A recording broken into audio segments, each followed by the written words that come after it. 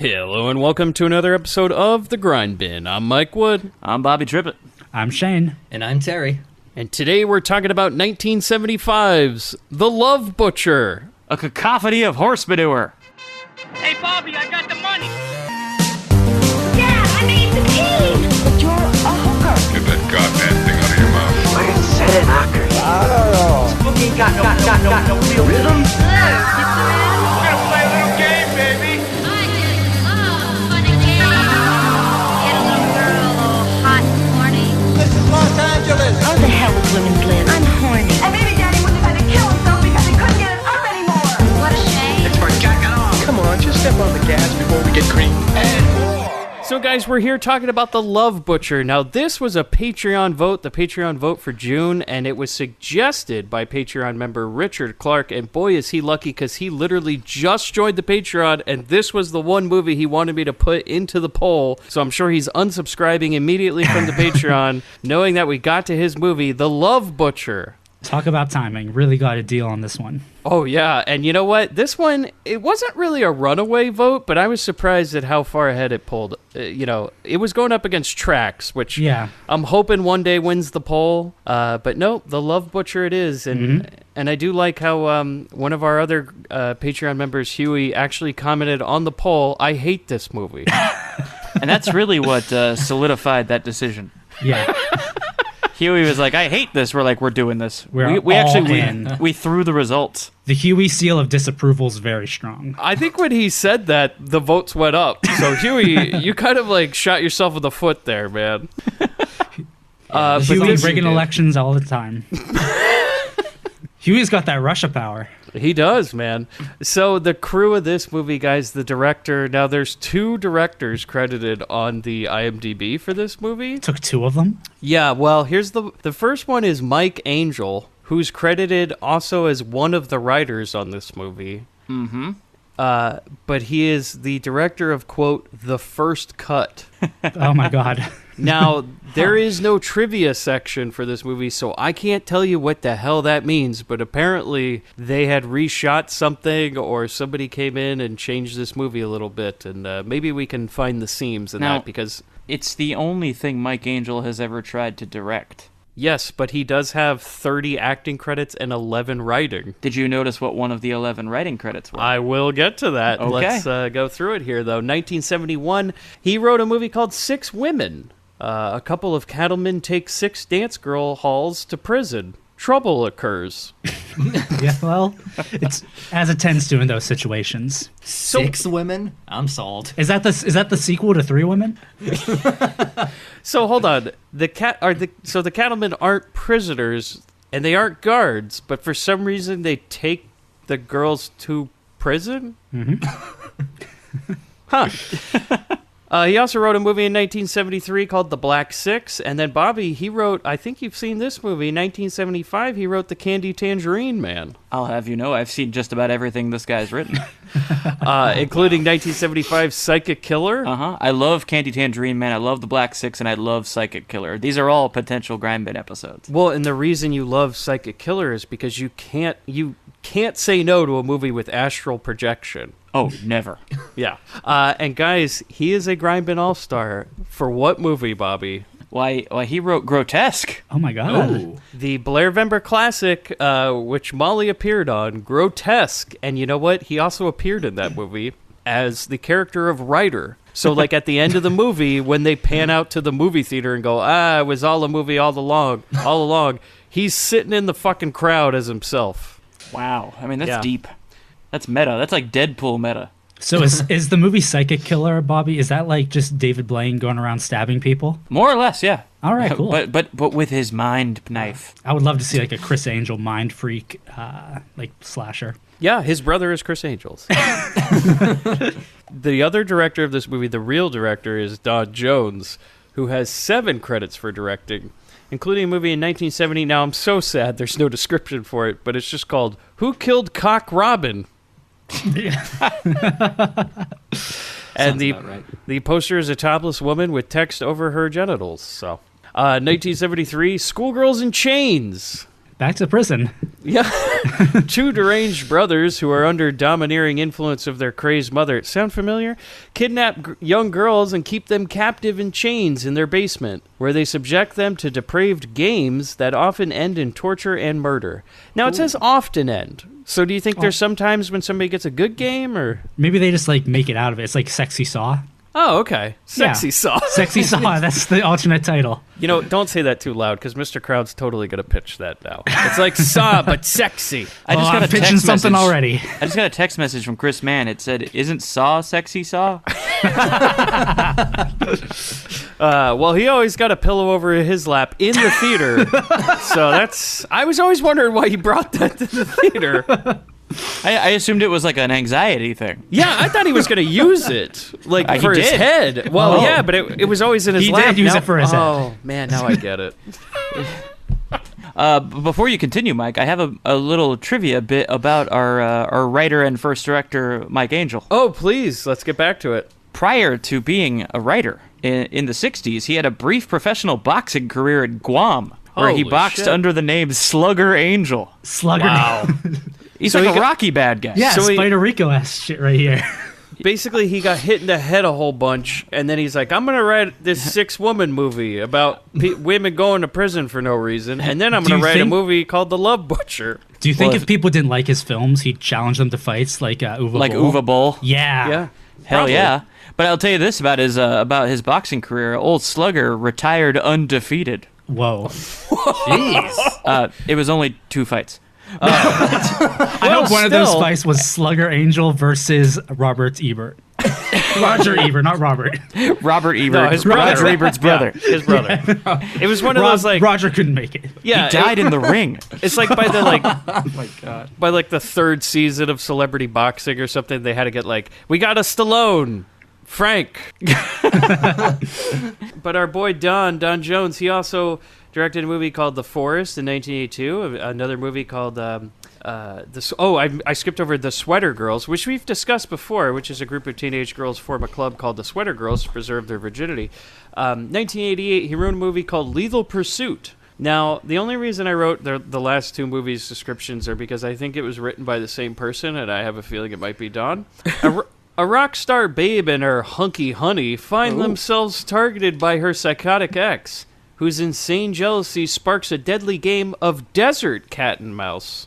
Okay. Desert Cat and Mouse. You mean like Wile E. Coyote and the Roadrunner? I was gonna say. yeah, know- it's just Looney Tunes. It's waiting right there for you. Yeah.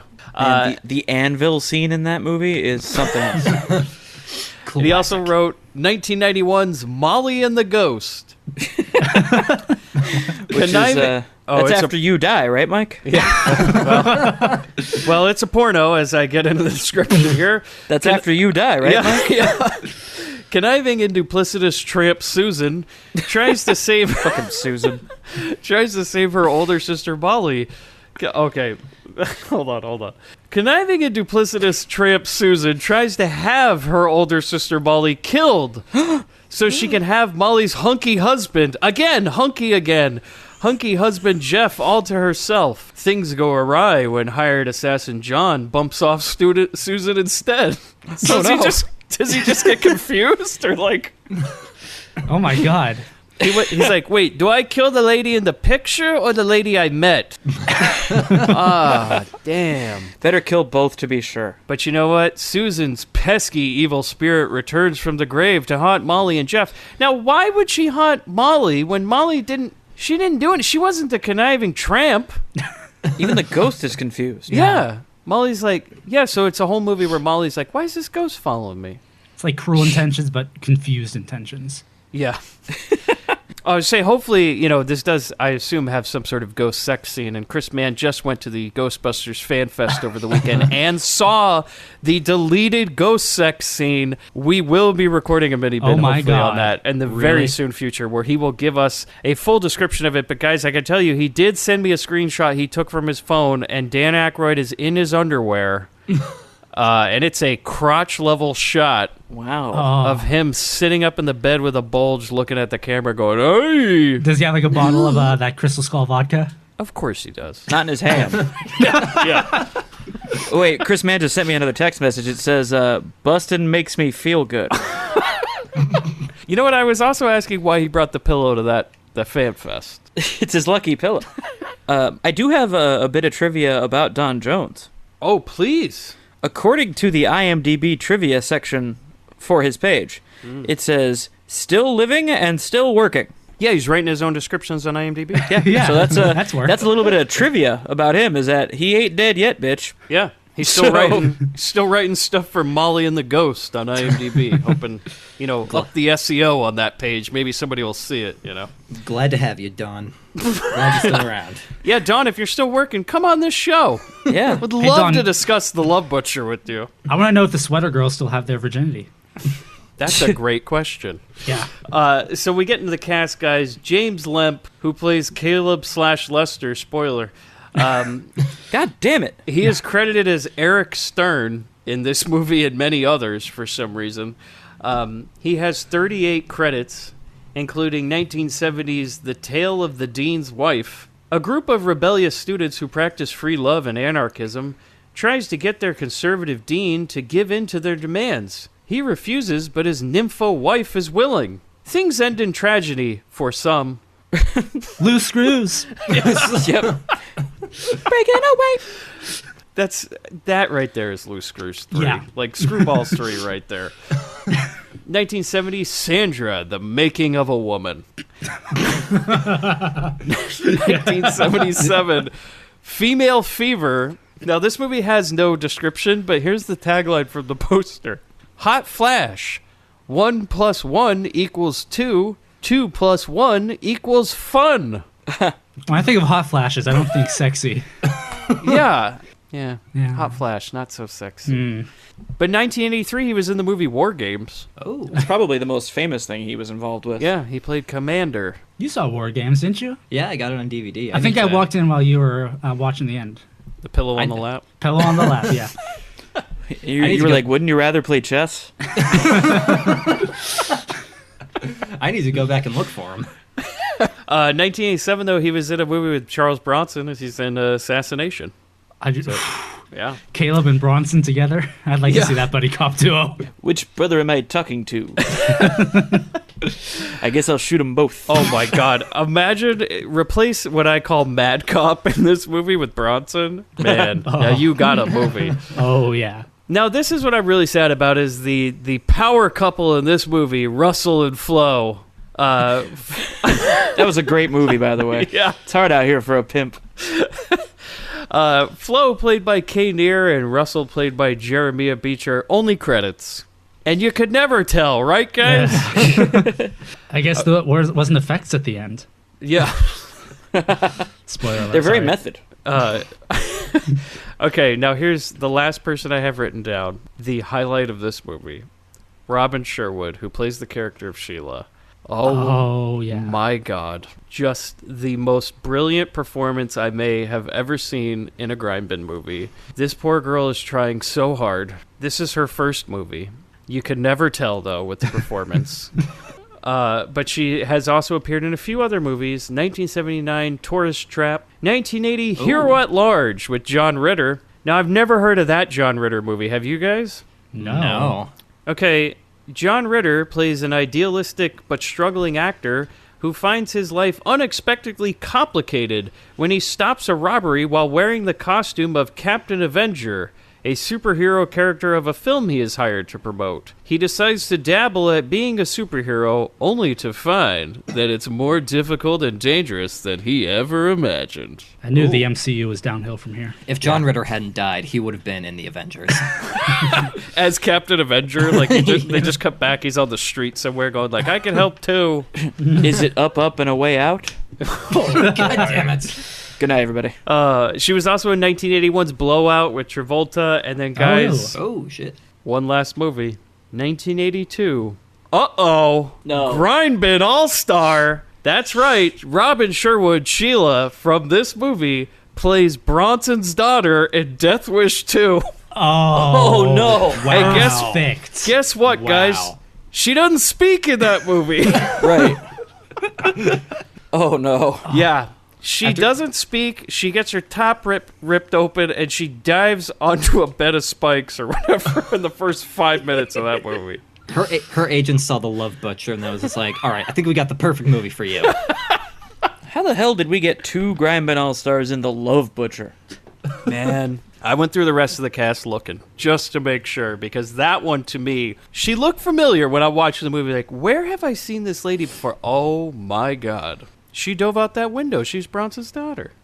So do you guys have anything else to add before we get into the movie? Terry? No. No, let's get into it. So guys, we open on, now do you think this train set was real? We open on an episode of Thomas and Friends. Yeah. Thomas and Friends, Mr. Rogers, whatever you want to do. Like, you open on, like, a train set that looks very fake, and then we just kind of, like, pan over to some flowers, and, oh, my God, there's a dead girl on the ground with a pitchfork at her. This took a turd. Yeah, and then somebody tosses a flower onto her from off-screen. By the way, lands real nicely on that pitchfork. This reminds me a lot of the beginning of Pieces, with the girl getting killed in the campus garden, like super early on. Yeah. This happened right next to it. Yeah, if you panned over just a little bit more, you'd see the train set at Pieces University. So the credits start. I go, well, they obviously didn't buy a tripod. At some point, Holy shit. like, so they're editing the movie at this point. And they're like, well, oh, fuck, we forgot to do anything for the credits. And like, well, we still got the camera, but we don't have the tripod. Can you just send out the intern, maybe get some shots of flowers outside the building or some shit? It's fine if it's shaky. Nobody cares. It looks terrible. It's like they were editing this while the film was rolling. Yeah, and it's like, holy fuck, you put this in the first 2 minutes of the movie? And by the way, these credits, when I say 2 minutes, it goes from like minute 2 to like minute 10. Holy God, Yeah. are they long. And they're also doing that thing, like, not only do you get shaky camera, but also the text itself is, like, doing some sort of effect, and it's like, just fucking stop, man. I can't even read it. Not like I'd want to. It looked like this part of the movie was like stretched out in a weird way. Oh, runtime. This movie's 100. It's 1 hour and 24 minutes. No, I mean literally the image was like stretched. Oh, to make it look. Okay. I can't quite describe it, but for some reason when it cuts to the credits, it just looks longer. Did like you it guys was like watch this? squished together. Did you guys also watch this on YouTube? Oh, yeah. Yes, we yeah. did. Oh, I hope we all watch the same version. 'Cause I'm pretty sure. I Oh my can't God. fucking wait until about 40 minutes Yes! into this I movie. know exactly what you're referring to. Yes. I wasn't going to bring that up, but I totally forgot about that until Okay, just now. okay, I'll just say, everybody who's watching this, there is a Blu-ray of this movie, but I highly recommend watching the YouTube version along with The us. Blu-ray because is missing the best feature. Yeah, it there's a really little is. something extra. Holy shit. The best VHS transfer. The cherry on top. At what point was The Love Butcher showed on HBO? That's all I'm wondering, is like, when we get into it, it's like, what? Why would this ever... Right after Bill Maher. Yeah, stay tuned after Real Time for The Love Butcher. So then we cut immediately from the credits to a voiceover, and it goes, Mary? Mary? Mary, are you out? Oh my God!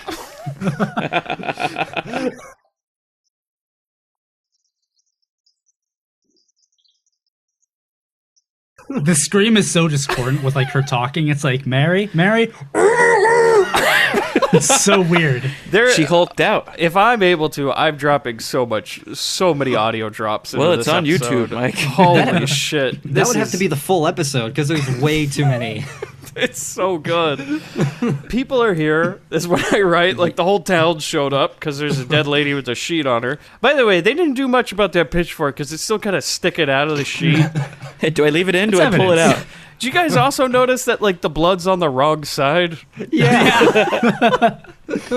There are multiple parts of this movie where, like, a woman will die, but then for no reason at all, her face gets bloody after the death. Yeah. Like, somehow blood came out of her mouth even though she wasn't hurt in the mouth. Well, you know how it is in all these old horror movies. No matter what injury you sustained, you did cough up blood. Oh, so it's like in Devil's Sword when they put it on his ass. They're like, it's got to go every orifice. Right. It's got to get the blood, you know? You ever been punched so hard your ass bleeds? Only in Indonesia. So people are here. The cops have laid a sheet over dead Mary. And then somebody just runs over and uncovers the body, which is our hero of the movie, guys, Russell. Yeah, he's a real Peter hero. Parker. Yeah. Did you guys think at first that he wasn't a newspaper guy, just some sort of creep? Yeah. Yes. Yeah. I He thought looks he's the like part. I thought he's a pervert because he comes over, he grabs the fucking sheet off the dead body, and as I call him, Mad Cop, because this guy just screams for the whole movie, right? Yeah. Yeah, every note I have of him talking is written in all caps. I love any movie that starts out with just really angry energy. Just guys yelling at each other. We're off to a really great start. Yeah. All the exposition is screamed between these two Open guys. strong. Because this guy just comes and goes, "Hey, what the hell are you doing uncovering a body? Ah, you son of a bitch!" Just another picture to you. Yes. Do you enjoy this? Being a ghoul? And Russell's like, "Hey, it's your fault, cops, because you're not doing anything to protect these people." And I'm just like, "What the fuck is going on?" He's like, wait a minute, I'm late to this. What happened? I I like think the we need to idea. give these guys a few minutes. Yeah. Terry and Shane sitting on the couch together. Terry slowly puts the pillow over his lap as Yeah. two men start screaming at each other in the beginning of a movie. Yeah. Oh, it's not even slow. He's like, oh! And we get part of this exposition dump is that there's been 6 murders so far. So this has been going on for a while. But yeah, this cop is losing his shit so hard. I thought he was about to demand photos of Spider-Man. Yeah, because Russell puts him on blast because he's like, "You cops haven't done shit. There's a psycho killer on the rampage. You guys aren't doing anything." And, he's just like, "You have no idea what it's like to be a cop, you son of a bitch." And they're just yelling at each other. I'm just writing my notes. I go, I'm glad we came in the middle of this movie. Yeah, right. 'Cause, fuck it. And he says, I know we're looking for a psychopath, but on the outside, he could look perfectly normal. He could look just like you. Very ordinary. And it's like, dun, dun, dun. As I call him, I go, I guess you can call him good cop, but he's not really a good cop. He's kind of an idiot, this guy. Yeah. I just call him eyebrows. Eyebrows. Officer Eyebrows. Yeah, those eyebrows are huge. Yeah. I can't wait till we get to his theory later on the killer. And it's just like, really? You saved it up for this? Like, you put up the whole fucking map and everything. So this guy, he's just like, "Hey, Russell, we know you've been to all sorts of meetings about this." I'm like, "Meetings? What the fuck?" And like, why is... And then I finally found out later in the next scene that he's a newspaper guy, because I just thought he was a pervert at this point. I was surprised to find out that he wasn't the killer. Oh, yeah. Well, yeah, we'll find out who the killer is in the first 10 minutes. Don't worry, people. It's not a spoiler. It's just... This isn't exactly a whodunit. No. This is a why watch it. And so then the cop says, I like this as Russell's like, "How come you don't find anything out?" And the bad cop goes, "Look, it's a killer. We're finding out a little more with each killing." It's a process. Don't you Yeah. know the scientific method? Look, 14 more broads and we got this guy. I promise. It's like, is this how they solved, like, serial killings back in the 70s? It's just like, well, we gotta wait for some more bodies. Yeah, you know? sometimes you It's just give him a head start. Yeah, you just collect one clue from each, and eventually it'll happen. A little find incentive, and an- eventually he'll turn himself in.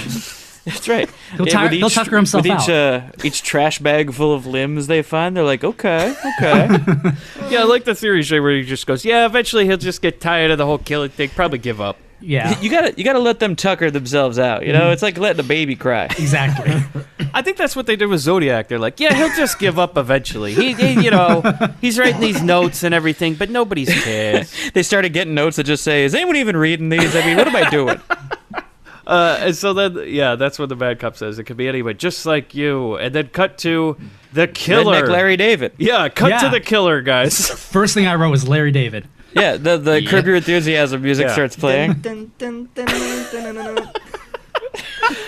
As we see Larry David in Coke bottle glasses, and like he's acting like he has the Billy Bob teeth in his mouth, but he doesn't have them in his mouth. No. He's doing the pose. He's just kind of holding his mouth like he's got a mouth guard in. God, and he is This is like a Jim Varney character. Yeah. It really is, man. And so, yeah, Larry David Ernest is just sitting here cutting roses. We immediately know he's the killer. His name is Caleb. He's a weirdo, man. And he's gardening for this lady, and then she, like, kind of goes off to work, and he's watching her. And I'm just like, what in the world is going on? Because the next thing is we cut to a truck driving around. Now this lady's changing inside, and she looks at us. It's a new lady now, and we see that Caleb's working in her yard. Okay. Yeah, so we've established that he's moving through the neighborhood working for everybody. This guy's Yeah. a mover and shaker of the Yeah. lawn biz. And then, this is what Little entrepreneur. this is what I like, when you're stuck and you can't really portray exposition as far as, with images, you just have the character talk to the audience. How great would that be if he was just like, "Hi, I didn't see you come in there." He basically does, because he just kind of like cockeyed looks at the camera almost, and he's like, I'm thirsty. I should go ask that pretty lady for a cold glass of water. What do you think, folks at home? Should I go ask that pretty lady for a cold glass of water? And I gotta say, he sounds like exactly like George W. Bush. His accent. I was wondering is this what Jeb does in the off season when there's no election? Is he mowing lawns? This It's explains just, and then when he's done, he goes, "Please clap." Yeah, guys, I hate to break it to you. I've never seen George and Jeb in the same room. Oh my god. Oh my God. We'll I've get never into seen. it. I've never seen you guys in the same room either, so just saying. Oh. God, just imagine on 9/10, he was in a room talking to Jeb. I don't know. Maybe you should do something about it. So he goes, should I go talk to this pretty lady? The audience is like, no, but he does it anyways. And he goes and he knocks on this glass door, and she even turns to the audience and is like, oh, fuck, god damn it. Why'd you tell him to talk to me? So she goes up and she's like, yeah, what the fuck do you want, Caleb? And he's like, hey, to drink of water. He takes 5 minutes to say, I want a fucking drink of water. Yes. It's mighty hot out there. I haven't seen heat like this since 58. Or that's right, 58. All right, you guys need to keep these voices. I don't need a weather report.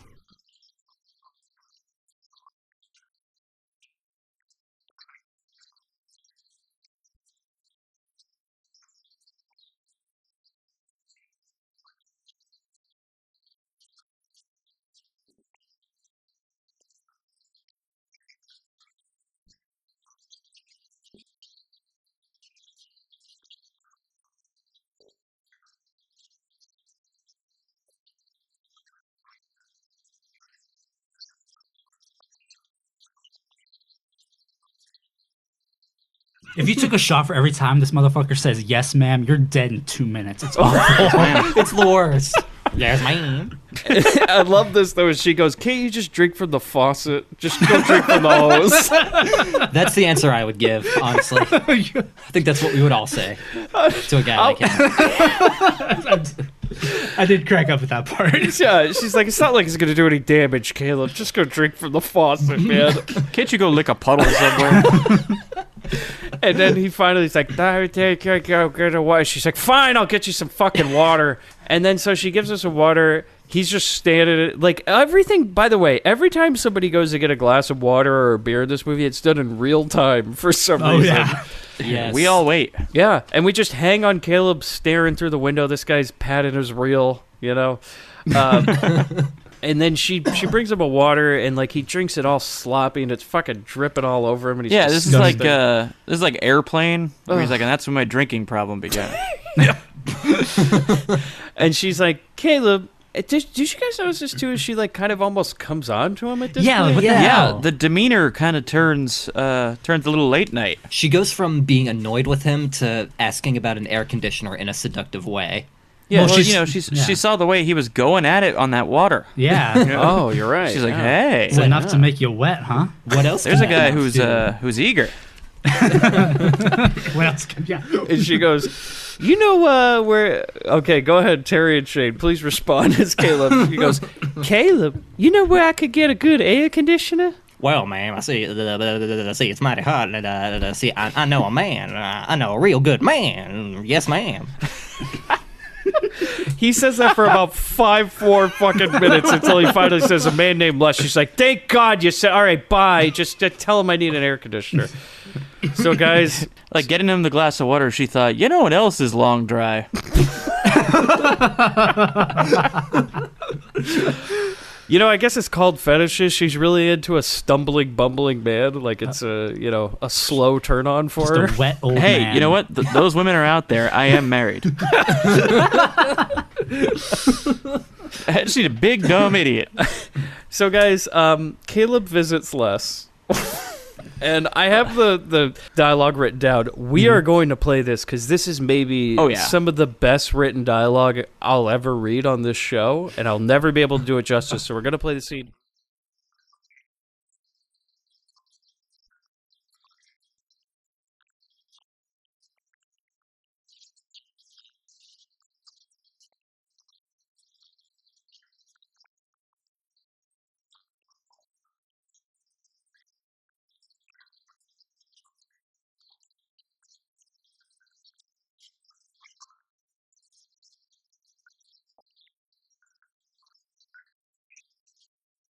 Fantastic. And he responds to it. By the way, we should mention that Les is in a chair with his back to us, like Dr. Claw from Inspector Gadget. Yeah. This checks out to me. Totally normal. And he says, that kind of attitude's never going to endear you to the world.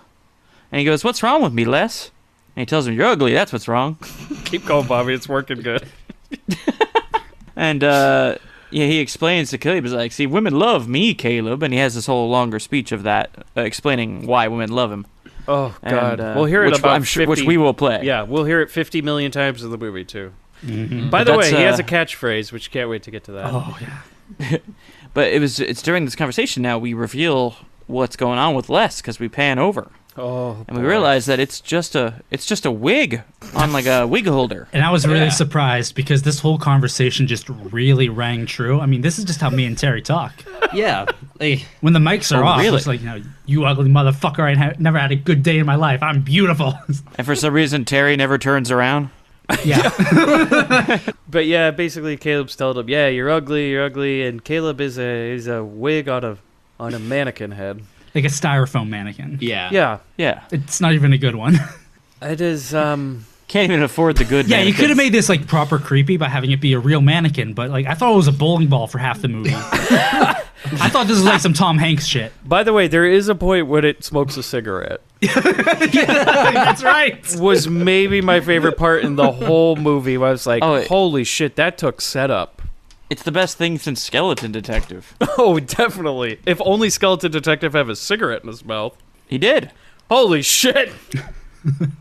So then Caleb puts on the wig, and he has now become Les. And he says, I am Lester, and I am alive. Which they took that catchphrase for Short Circuit. Oh, my God. So he goes to the lady. What if you found out the whole time that Johnny Five was just Steve Guttenberg? Just doing his alter ego? Doing a bit. Like there was Johnny Five? Yeah. And everyone else is just like humoring this man who's going around claiming he's a robot. Yeah, it comes to find out that it's not even like Johnny Five's just what we see, but in reality, Gutenberg's just walking around with like Tin Man makeup on. It wasn't battery fluid in Short Circuit 2. It was just Gutenberg bleeding to death in the streets of New York. Yeah. After he got stabbed by Los Locos. Yeah, and the audience cheered. And they're like, So yeah, Caleb now becomes Les. He goes to that lady's house that wanted the AC from earlier with a knife he has shears, like the rose trimming shears under his arm, okay?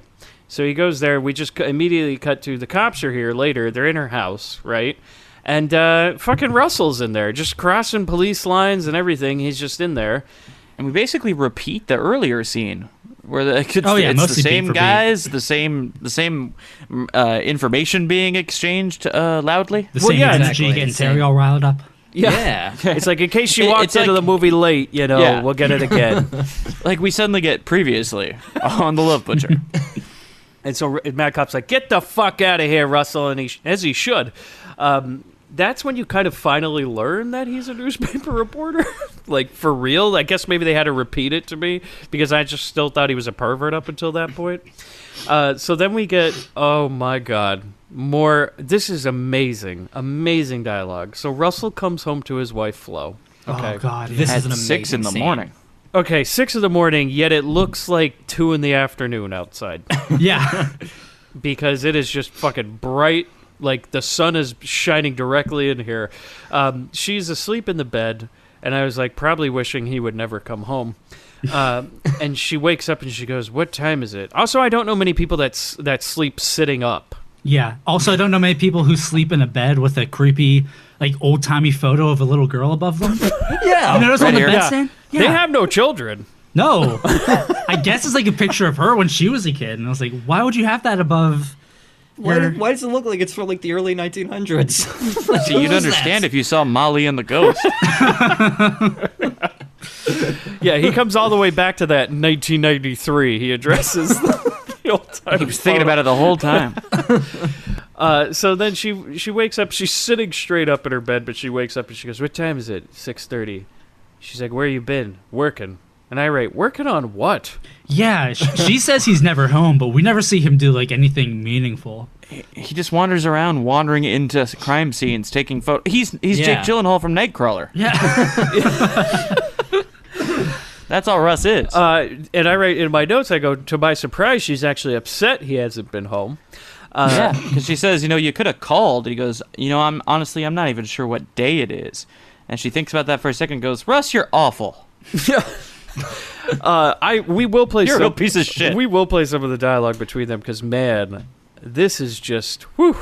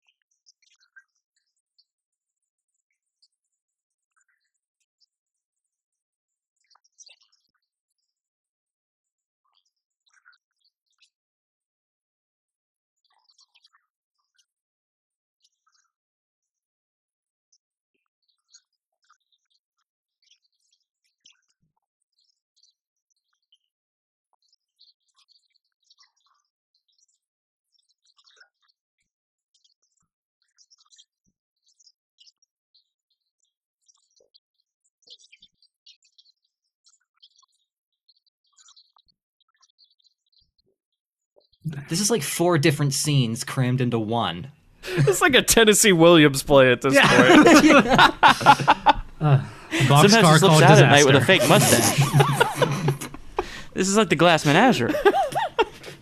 And he explains, one of the women who got murdered lived only 3 blocks from here. Now, look, I have a gun. I want you to have it because I can't be here all the time. And she goes, all the time? You're not even here some of the time. And he goes, hey, get off my ass. And the crowd does a standing ovation. Yeah. She changes her demeanor and goes, I actually kind of like that you worry about me. And then we cut to boning. Oh, yeah. Very 70s. Oh, it's time.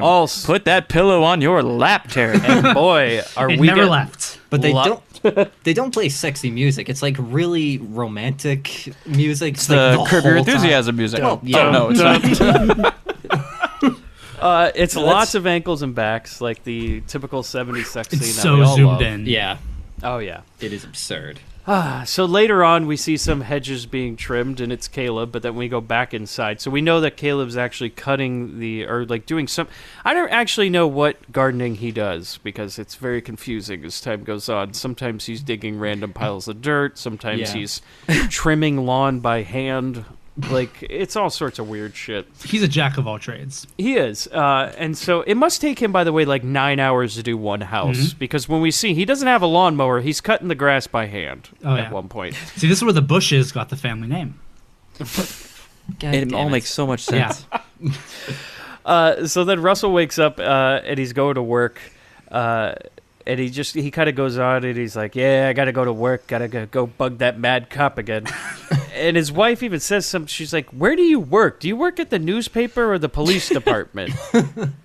I read the script and I'm unclear. Yeah, because she's like, you can't just run the police department too, Russell. You're a newspaper reporter. It seems like you got in the wrong profession. And he's like, get off my ass, and the whole everybody's gonna clap again. Well, he didn't want to reveal to her that he works the lubricant beat.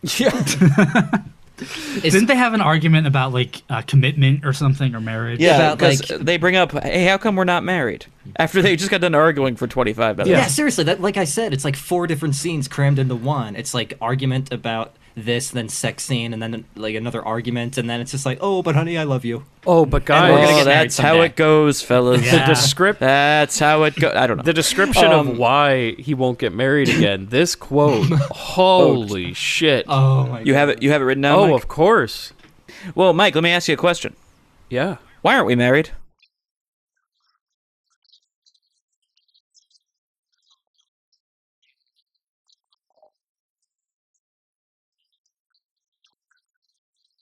Oh shit! Damn. And that's when either Mike Angel or Don Jones went, Hold. I'll tell you, for We got me, it. sitting in my bed watching this on the laptop, I went, holy shit. I got up and did the Citizen Kane clap, very sternly. I just bit my knuckle and looked out the window with a tear. Like I said, dude, Don took his copy of that Tennessee Williams play he was reading at the time and threw it in the fire and said, fuck you, Mr. Williams. Fuck you. Going back to the fact that even his wife doesn't know where he works, do you think we have like a Tim O'Malley situation where he thinks that he's like in with the, police and solving crimes and shit, but probably not? Yeah, either that shit, or Terry, or do you know what he reminded me of was John Huston from Tentacles. Oh, I was always thinking you were going to cut back to him just like we were wondering in Tentacles when they'd cut back to him and go, John, we need that crossword. Like, we don't have to worry about the tentacle monster anymore. We really need the crossword for Sunday, John.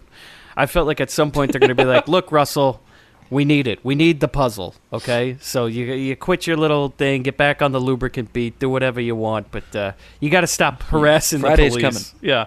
And you're right. He might be a Tim O'Malley situation because you never see him at the newspaper office. Yeah, we never really see him doing his job. I'd love to, we find out his real job at the newspaper is, Jim Davis's assistant for Garfield. Yeah, I was thinking Garfield would murder a woman this week, Jim. I was expecting a reveal where we find out that Russ is just one of Caleb's other personas. Oh my god. This goes deeper than we even thought. When Russ goes to work, he's actually gardening. Oh my god. Bobby, there might That be just a blew way your that you mind. could prove that's actually happening in this movie. Flo is Caleb too. Oh, that's my fan theory I'm running with, and then he's always surprised at night when he comes across the crime scene. That's how he always knows how to get to the crime scene. So the happy He just sort of wanders in like, what do we got here? So the happy couple finally makes up and they walk outside. She sees him off to whatever work he's going Well, let's to. not forget how they make up, though, Mike. Let's not get past that, because when he says that line, and all of us get emotional, she responds with, "You're a coward," and she starts crying hysterically. And he goes, "Oh, here we go, a woman's favorite weapon." And Our she hero, flashes him everybody. Our hero. Oh, we love this guy. And if she rightfully gives him a death stare, and he goes, I didn't mean that. This is why she wanted him to. This is why he wanted her to have the gun. Change your weapon up a bit. You women. And then they make up. Yeah, then they make up. She walks him to his car to go to whatever fucking work he's going to go to. Like you said, he might just be circling that block. Yeah, his car full of gardening tools. Yeah, because then Caleb's there, and before Flo goes back inside, she goes, "Hey, Caleb, next time you're here, can you trim the ivy?" And he goes, "Yep." And immediately it just cuts to... It has no context for this, but you think that he's, doing the work she asked him to, but no, it's cutting to Caleb, from what I can see, he's bought, a bag of soil. Like fertilizer. Yeah. Yeah. Because she complains about manure, so it's got to be But this is a fertilizer. different lady, and he's somehow shoveling fertilizer into some sort of tree or something. I don't know what the fuck he's actually He's just doing. spraying it around. I don't know what he's at doing. He's at another house Like now. my dad after the divorce. I was just about to say, spreading fertilizer. It's a whole metaphor for... Oh, man. But he's at some other house now. We only learn this because this woman who looks like Marianne from Gilligan's Island runs out of the house. And she's like, "What the fuck, Caleb? There's a sprinkler going right in through my window." And we go over to see, there's a sprinkler just straight up squirting right through the window into her home. And she's like, "What in the hell are you doing?" And he tries to shut it off, and he squirts her at one point, and it's very slapstick. Whoa. And Bobby, you were telling me before we recorded, but this has now turned into a Russ Meyer movie. Oh yeah, this is the first, the opening notes of a Russ Myers song that will get more and more overt as the movie progresses. And she's dressed like a Russ Meyer character. She's got the pigtails on and the Marianne outfit. And then once her shirt gets all wet, and she's mugging to the camera. Oh, but this... And the dialogue kind of goes there, too. But 'cause she says to Caleb, she's like, "Why don't you just get the fuck out of here? Because I got guests coming over." And he starts bumbling, and in the middle of that, she almost looks at the camera and says the line. Now, I'm going to play it, but I'll read it here.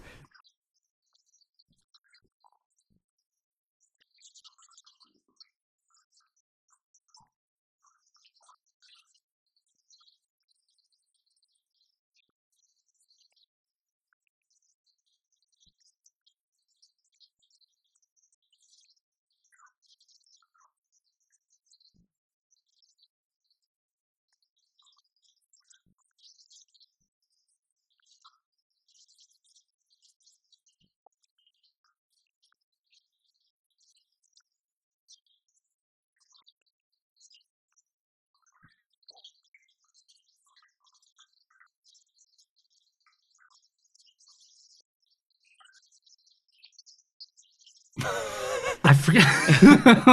What is- We got to do something about That's like Bobby's women. Just like, what? And then they pan inside her house. Like, is this town known for that or something? Like, what I guess. the hell? And it's like a Todd Browning movie in there. Oh, God, there's going to be a part where they're like, one of us. The pinheads are sitting at the dinner table. Some cities have a bad homeless problem. This city has a bad cripple problem. There's like town hall meetings about it and everything. They're like, look, I feel bad and everything, but we got to do something, all right? Nobody in this town has two hands that work. We got to fix these roads, and we got to fix these citizens. And then he goes into his whole good man shtick again, and she's just like, Well, because she laments out into the ether, like, if only I knew a good man, if only there was one. And he does his, boys, you wanna perform his response? Oh God! Like, fuck! Is it? It's, I know a good man, yes, sir. Well, I know a good man. You see, man. Well, I get it. You see, I know a good and she's man. just so checked out at this point. She goes, did you say something? And he just goes, Hey, so, dang, I'll tell you what, man. and he just goes, no, and then the scene just ends. It just fucking ends, and none of this made any goddamn sense. But this is maybe my second favorite scene of the movie. Oh God! Like, yeah. here's what I write in my This notes. is I go, brilliant. this howdy doody looking motherfucker knocks on a lady's door. We find out it's Marianne. Okay, this guy. So it's Les. We know it's Les, but he's dressed like the character, like the puppet Howdy Doody. He's got his No shirt open. He's got like butterflies on his denim jacket. This is insane. Ridiculous. Is he knocks on her door and she opens it. She's like, "Yeah, what do you want?" And he goes, "Well, hello, ma'am. Can I come inside and make a phone call?" Also, and you're like, "No, absolutely fucking not. There is no way I would let this man. Of course you can come inside." Yeah, see, his car broke down. Yeah. He's got the... But He took his horse down the old town road. this is when we get into it. Is that like Les? So the character of Les is like, imagine if there was like an impressionist that's a serial killer. Yeah. It's a real Frank Kelly. Yeah, imagine if they made a Frank Caliendo movie where he murders women. This murder is Oh a regular God! She opens the door and just like John Madden's there. Here's a guy who's gonna drown you in your bathtub. Boom! You know, though, seriously, this could totally work. Like, this could totally be a movie. You know, he kind of How looks the like hell did Jim Varney not do a serial killer movie? you know when he in the scene where he's drinking water when he's Caleb. It kind of reminded me of Dana Carvey as the turtle from the Master of Disguise movie. That's perfect. Yes, if Dana Carvey from Master of Disguise was a serial rapist, killer. yeah. Was a rapist. Is if we brought a woman into that turtle outfit. The Turtle Like, Club, yeah. Yeah. I think it's a bit of a well-known trivia at this point, but when they were filming the turtle scene in that movie, 9/11 happened, and they all had to stop and observe a moment of silence in their turtle costumes. Stop it. I'm joking. Wow. It's like the only thing people remember from that movie now is that little bit of trivia. They do that on the commentary. They also have a little... That is terrible. You know what? That should have told them, like, they should have looked at each other and go, we got to stop. We got to Guys, this is- stop God. with this movie. Guys, I think that's. I want that commentary track though. Guys, just that like is while some, he's bobbing his head up and down, you just hear, and that's when the second tower. Guys, this is some bad juju. Well, if those people in New York had some turtle shells, like when all that glass is falling, they could just like protect themselves, you know? I'm just offering some solutions to past problems. Shane is just quoting what was on the Master of Disguise commentary track, Bobby. It's nothing new. That was actually just a sound drop from it. Yeah. Okay, so he goes like, "Can I come inside and make a phone call?"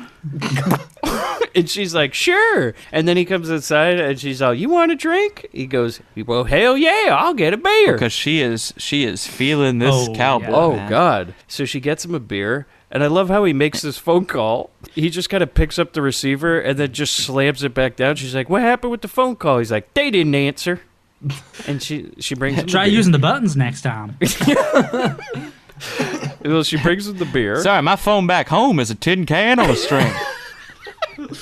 And yeah, that's when he goes like, "Where are you from?" Or she goes, "Where are you from?" And he goes, "I'm from Texas." And I go, "Okay." Clearly. I've met quite a few people from Texas. None of them have sounded like this, but okay. Oh, you didn't go to the right parts of Texas. Yeah, maybe not. Because she goes, "Well, so am I." Oh, who knew? This is amazing. And what are the chances? She's like, "Oh, boy." And she goes, "Well, what's your name?" And he goes, "My name's Buck." And he says, "My name's Billy, but the ladies call me Buck." Oh. Well, we'll get to hackery in a minute. Then they start making out, right? Because like you said, Bobby, she's feeling this cowboy, right? Oh, yeah. Because, you don't call him a cowboy till you seen him ride. Exactly. But we don't see him ride. We just see the Thank God. post-coital. We cut to the cigarette. And she's laying there and goes, "Now I know why they call you Buck." All right. Could you explain that for us? Because I still don't know. Oh, he rode her. Okay. She laid down and he mounted her. And there was never actually penetration. He just sort of bucked back and forth. You didn't see the saddle on the side of the room? He just branded her. But he, of course... You got a fireplace? He responds with, "Hey, how about you get me another beer?" And she has a brief moment before she does it where she kind of looks up at him like, "This motherfucker." Yeah, she does. But she's like, okay. So then she comes back with another beer in real time, by the way, which is almost like this is the point when the audience is supposed to be like, "Oh, that's the same guy." Because it's just like, in case you didn't know, it's less, guys. It's less. So do a little mugging for the camera. Oh, we know it's our boy. Based on my experience of like the last 15 movies I've seen in the theater, this day and age, you will be out in the lobby after the film listening to somebody go, "So wait, the gardener was the cowboy?" Oh, yeah. Yeah, just like, who is that Buck guy? Like, oh, Jesus, it doesn't matter what movie you saw. It's really astounding. Like, I understand coming out of, like, Us. And there's people in the lobby kind of going, "Wait, so they have a doppelganger?" And then I came out of Godzilla, and there were people trying to make sense of it out in the So lobby. you mean that big moth was one of their monsters? This movie's a bit too heavy for me. Coming out of Avengers, he's Godzilla. like, you think Tony Stark was Iron Man? So you think? I mean, I know he said so, but do you think he was? So you think He's people like trying came to out of? throw Thanos off his game by saying that? So Many people layers to this. People came out of the screening of Love Butcher and was like, "Man, that shit was deep." This just went way over people's heads. That's why it's so obscure. It just never caught on. It's just too smart for people. Well, It happens. the doorbell rings, guys, and she's like, "I should go get it." And he's like, "No, don't go get no goddamn door." And she's like, "No, I'm gonna go get it. I'll get rid of him." So this is amazing. Is she goes to answer the door, and it's a missionary off screen, I guess. Yeah, it's somebody from the divine light of the vision. and he's like, "Nothing could save Speaking of you. Avengers. Nothing could save you if you die before you can repent." And she shuts the door on him, and then, oh my God, what a prophecy! Because guys, it was Les all along. In case you didn't know, audience. Now he's like, Oh, son of a bitch. he's pulled out some shears, and she's like, "What's wrong?" She says at some point, she goes, "What's wrong with me?" Well, she goes, "Something wrong?" Because he was like dead staring at her now that he's a psychopath. And he goes, "Yeah." She asks, "Something's wrong." He goes, "Nothing. That can't be fixed." And that's when he pulls out his blade. Yeah. Is he still using the shears at this point? No, it was a knife this time. Okay. And she grabs like a bread knife out of the kitchen and goes, "You're completely insane." Oh God. And his response, you guys. Oh. I hope you're going to drop this in. Oh, Mike. the death poetry, of course.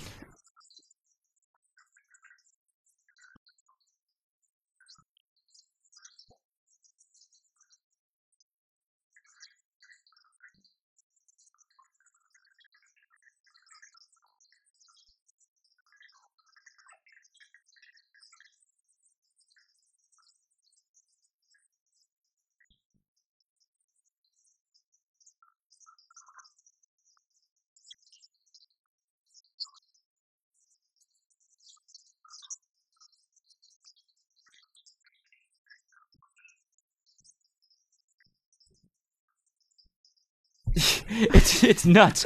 Her feminine pulchritude is detestable. You call that animal passion love? I call it hate. Just the vocabulary in this movie is just a cut above. It's amazing. Oh, it's amazing. Yeah, It's beautiful. I think I read this in an MRA pamphlet. He's like a professor. And I think of all the education that I missed, but then my homework was never quite like this. And He also so she lunges at him with her bread knife, but she trips and falls down and goes, "Why me?" but I do like that he says to her, he says, quote, he's going to terminate her. And then, guys, it all became clear to me. This whole movie, the whole setup, everything. Do you hear that cheerleader's music playing? Oh, no. Fuck. He said she was trying to drain the life energy from him. Oh no! Shit. You're not gonna fuck Buck out, dude. Caleb/Les is a cheerleader hunter. He hunts down women from Omarosa High and takes them out one by one on his Kill Bill list. There's literally a woman named Jeannie in this movie, a background character. Yep. Yeah. Terry, sing the theme song. Surprise, listeners! It's summer sequel month. I'm like, I like what you do to me. Yes. well, that's our new theme song. I was like, holy fucking shit, I get it, Les. You're taking them out one by one, dude. We've seen what they can do. He played on that football team, man. He was wronged by them. Dude, Mike Angel saw the cheerleaders in the theaters, and it terrified him. Whoa, remember the one, like... this movie. It was a warning. Because Cheerleaders came out in 73. This movie's 75. It's totally plausible that... I knew it. Look, I said when we watched the movie, I said, how come nobody saw this for the warning that it truly was? Yeah, seriously. These And you know women what, need to be guys? stopped. Remember at the end of the we've movie, discovered like, what last... happened to Mike Angel Oh, God. and why he couldn't finish directing. I think he got a little too close. He got a little too close, and someone had to fuck him out. They got him. Remember at the end of the Cheerleaders, Angel. The last football player is like, he's a bit slow. That could have been Caleb. Holy That's how he fucking lost his shit. hair. Like, it just drained the ma'am. life out of him. Holy shit. Man, this all makes so much It's all sense. so clear. So at the same time... This goes all the way to the At top. the same time that I'm figuring this out, I write, "Goodbye, Texas. It's been nice," as he stabs her to death on the floor, and then screams like the Wolverine. This hasn't been the same since Disney bought it. So then we cut to him. This is when Caleb's hand cutting the grass. Like, he's on all fours, like looking at it eye level as he's cutting the grass to be all uniform by hand with a pair of scissors. This is, oh my God, I can't begin to explain how much I love this scene. This is amazing. This is the best. This is my favorite scene. Bobby, I'm going to set it up for you. I'm going to tee it off. I'm putting the golf ball on the tee for you. You're walking up with your driver. Cue that rock music. So that music hits, and I hope you're playing it in the background. This guy. This fucking guy. So he's waking up. His name is Carl. You got my Carl. favorite character right here. It's Edgar Allan Poe looking motherfucker. I This love it. absolute Aqua king. Teen Carl. And, he's like, "Oh, this is a hell of a way to wake up. A cacophony of horse manure." And he goes, "Turn that noise off, Sheila. Nothing like the golden sound of silence." And he goes over. So he's got this like teenage girlfriend he's hanging out with. Well, This Sheila guy- is my favorite character in this whole movie. Like, She's oh great. my God, is she amazing?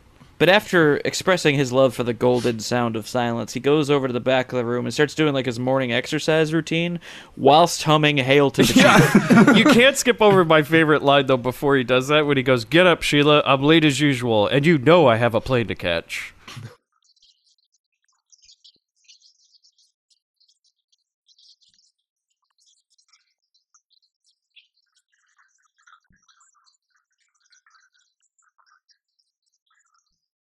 Oh, right. God damn it, Sheila. So, I'm sorry, he goes so fast. I could only take so many of his notes. 'Cause he down. I also was just says- staring at his Carl Calisthenics in the mirror. Do you also have that line that he says something? I'll drop it in, but he says something like how this music is crazy and it makes him feel like he's carrying around a bunch of rotten oysters all day. Yeah. Oh, What yeah. the Yeah, fuck was that about?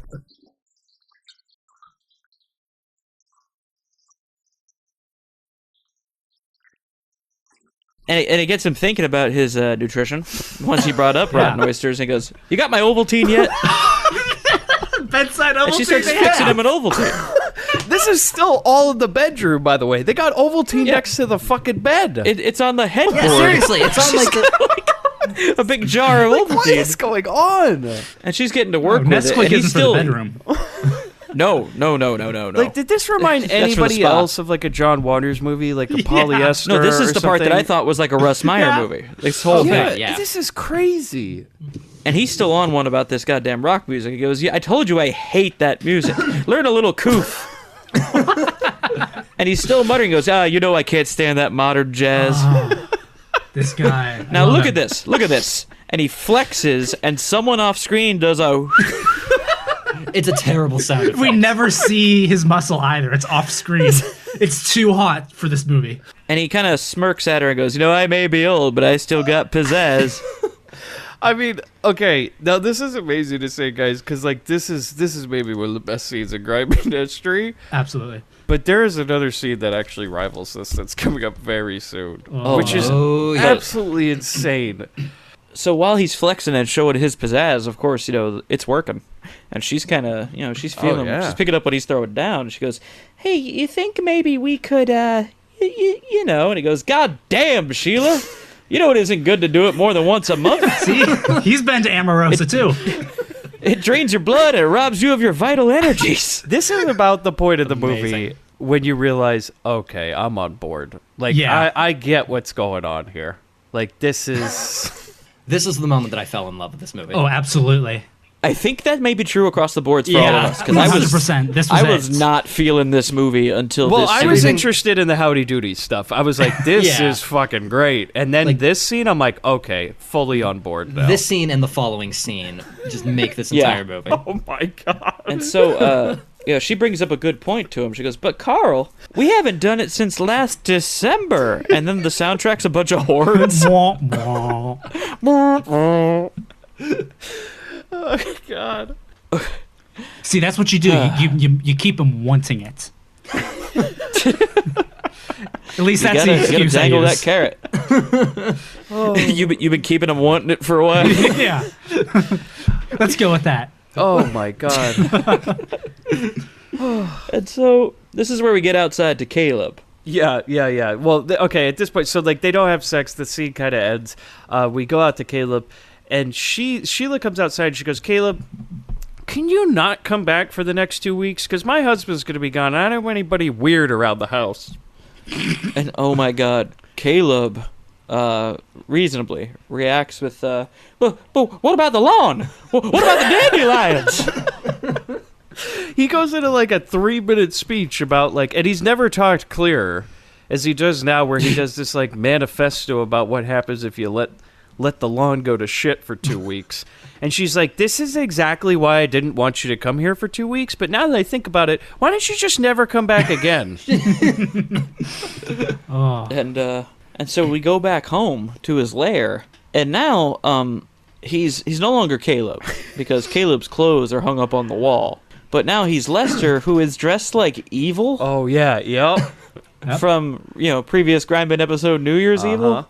Because he's got like the sweet lapels and the mustache, and he's sort of like feeling it, looking in the mirror, pruning, and he keeps turning and laughing at the clothes on the wall. And he walks out, and he goes to Sheila's house. He knocks on the door, and guys, Mr. Hernandez is here. Oh, yeah. Yeah, he shows up at the sliding glass door and goes, "Buenos noches, I'm Lester Hernandez." And this is, I guess later on we learned that he was supposed to be playing a, quote, Puerto Rican I didn't guy. catch it at all. Yeah. It didn't sound... And we've been not to Puerto doing the Rico. accent. This Yeah. doesn't... No. This doesn't check out.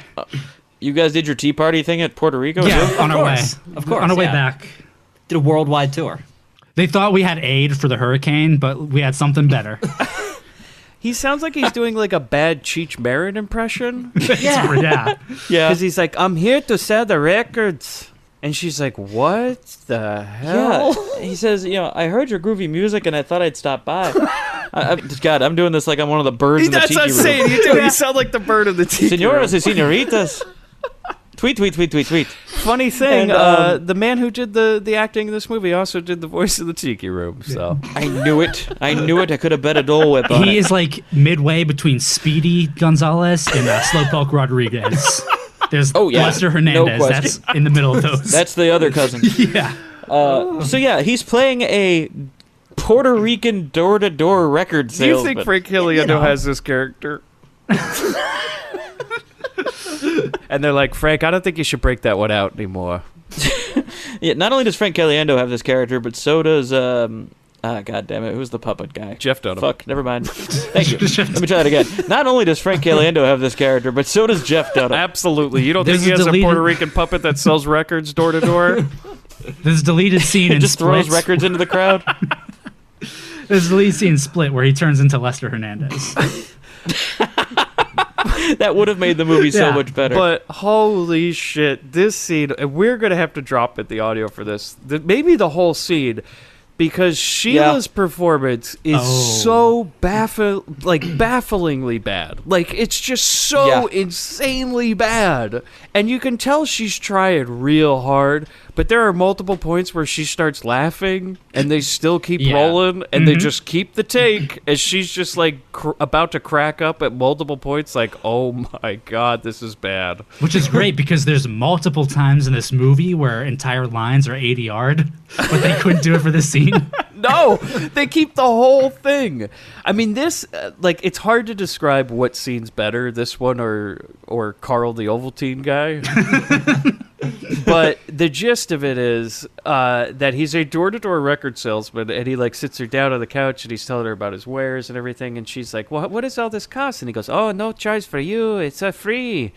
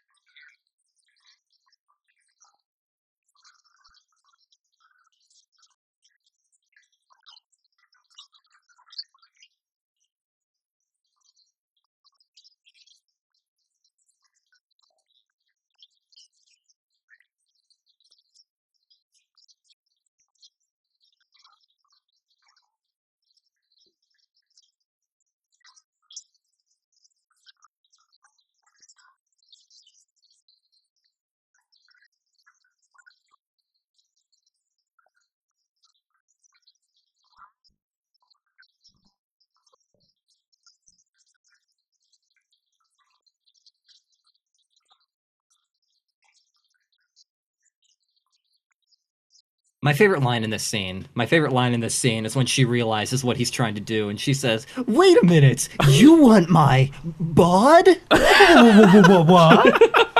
You're one of those sex guys. And here I was about to fix you at Ovaltine. You're gonna put what? Where? Do you feel like... Is that breakdown in Chantilly Lace? Oh my god. You want me to what? Oh, baby. But Terry, could you make your first Bandcamp song a remix that something that has this audio drop in it, please? Oh my god. Definitely. Yes. But do you feel like Bronson at one point saw this movie and he goes, I think I know who I want to cast for my daughter in Death Wish 2. This also inspired 10 to Midnight. We'll jack it off. Yeah, that line when she says, I could really dig you, but wow, it just don't go down that fast, you dig? And then they just go, he's like, okay, bye. And she goes, bye. And then he just walks out of the house. Like, it Once just you've had ends. Carl, you're not going to settle yeah. for a record salesman. No. It's true. You seen those muscles? And so, Hail to the chief, baby. He tastes like chocolate milk all the time. Oh, man. Like, that decoder ring wasn't lying. Be sure to drink your Ovaltine. so back at home, Caleb is now making fun of Les. He's like, you failed, Les. You couldn't even do it. It's the so great good. lover boy He's failed to like- have sex with a woman. You missed, Les. You're slipping. You see, this is what You threw up a brick. this is me yelling at Terry this weekend. He comes home like, it was a rough night at the club. I was like, you're slipping, Terry. You weak. He's trying to defend it. He's like, I'm just leaving him wanting it. I'm using You're your like, no, you I'm missed. using your method, Shane. Leaving him wanting it. But Caleb should. Guys, that's not what the rhythm method is.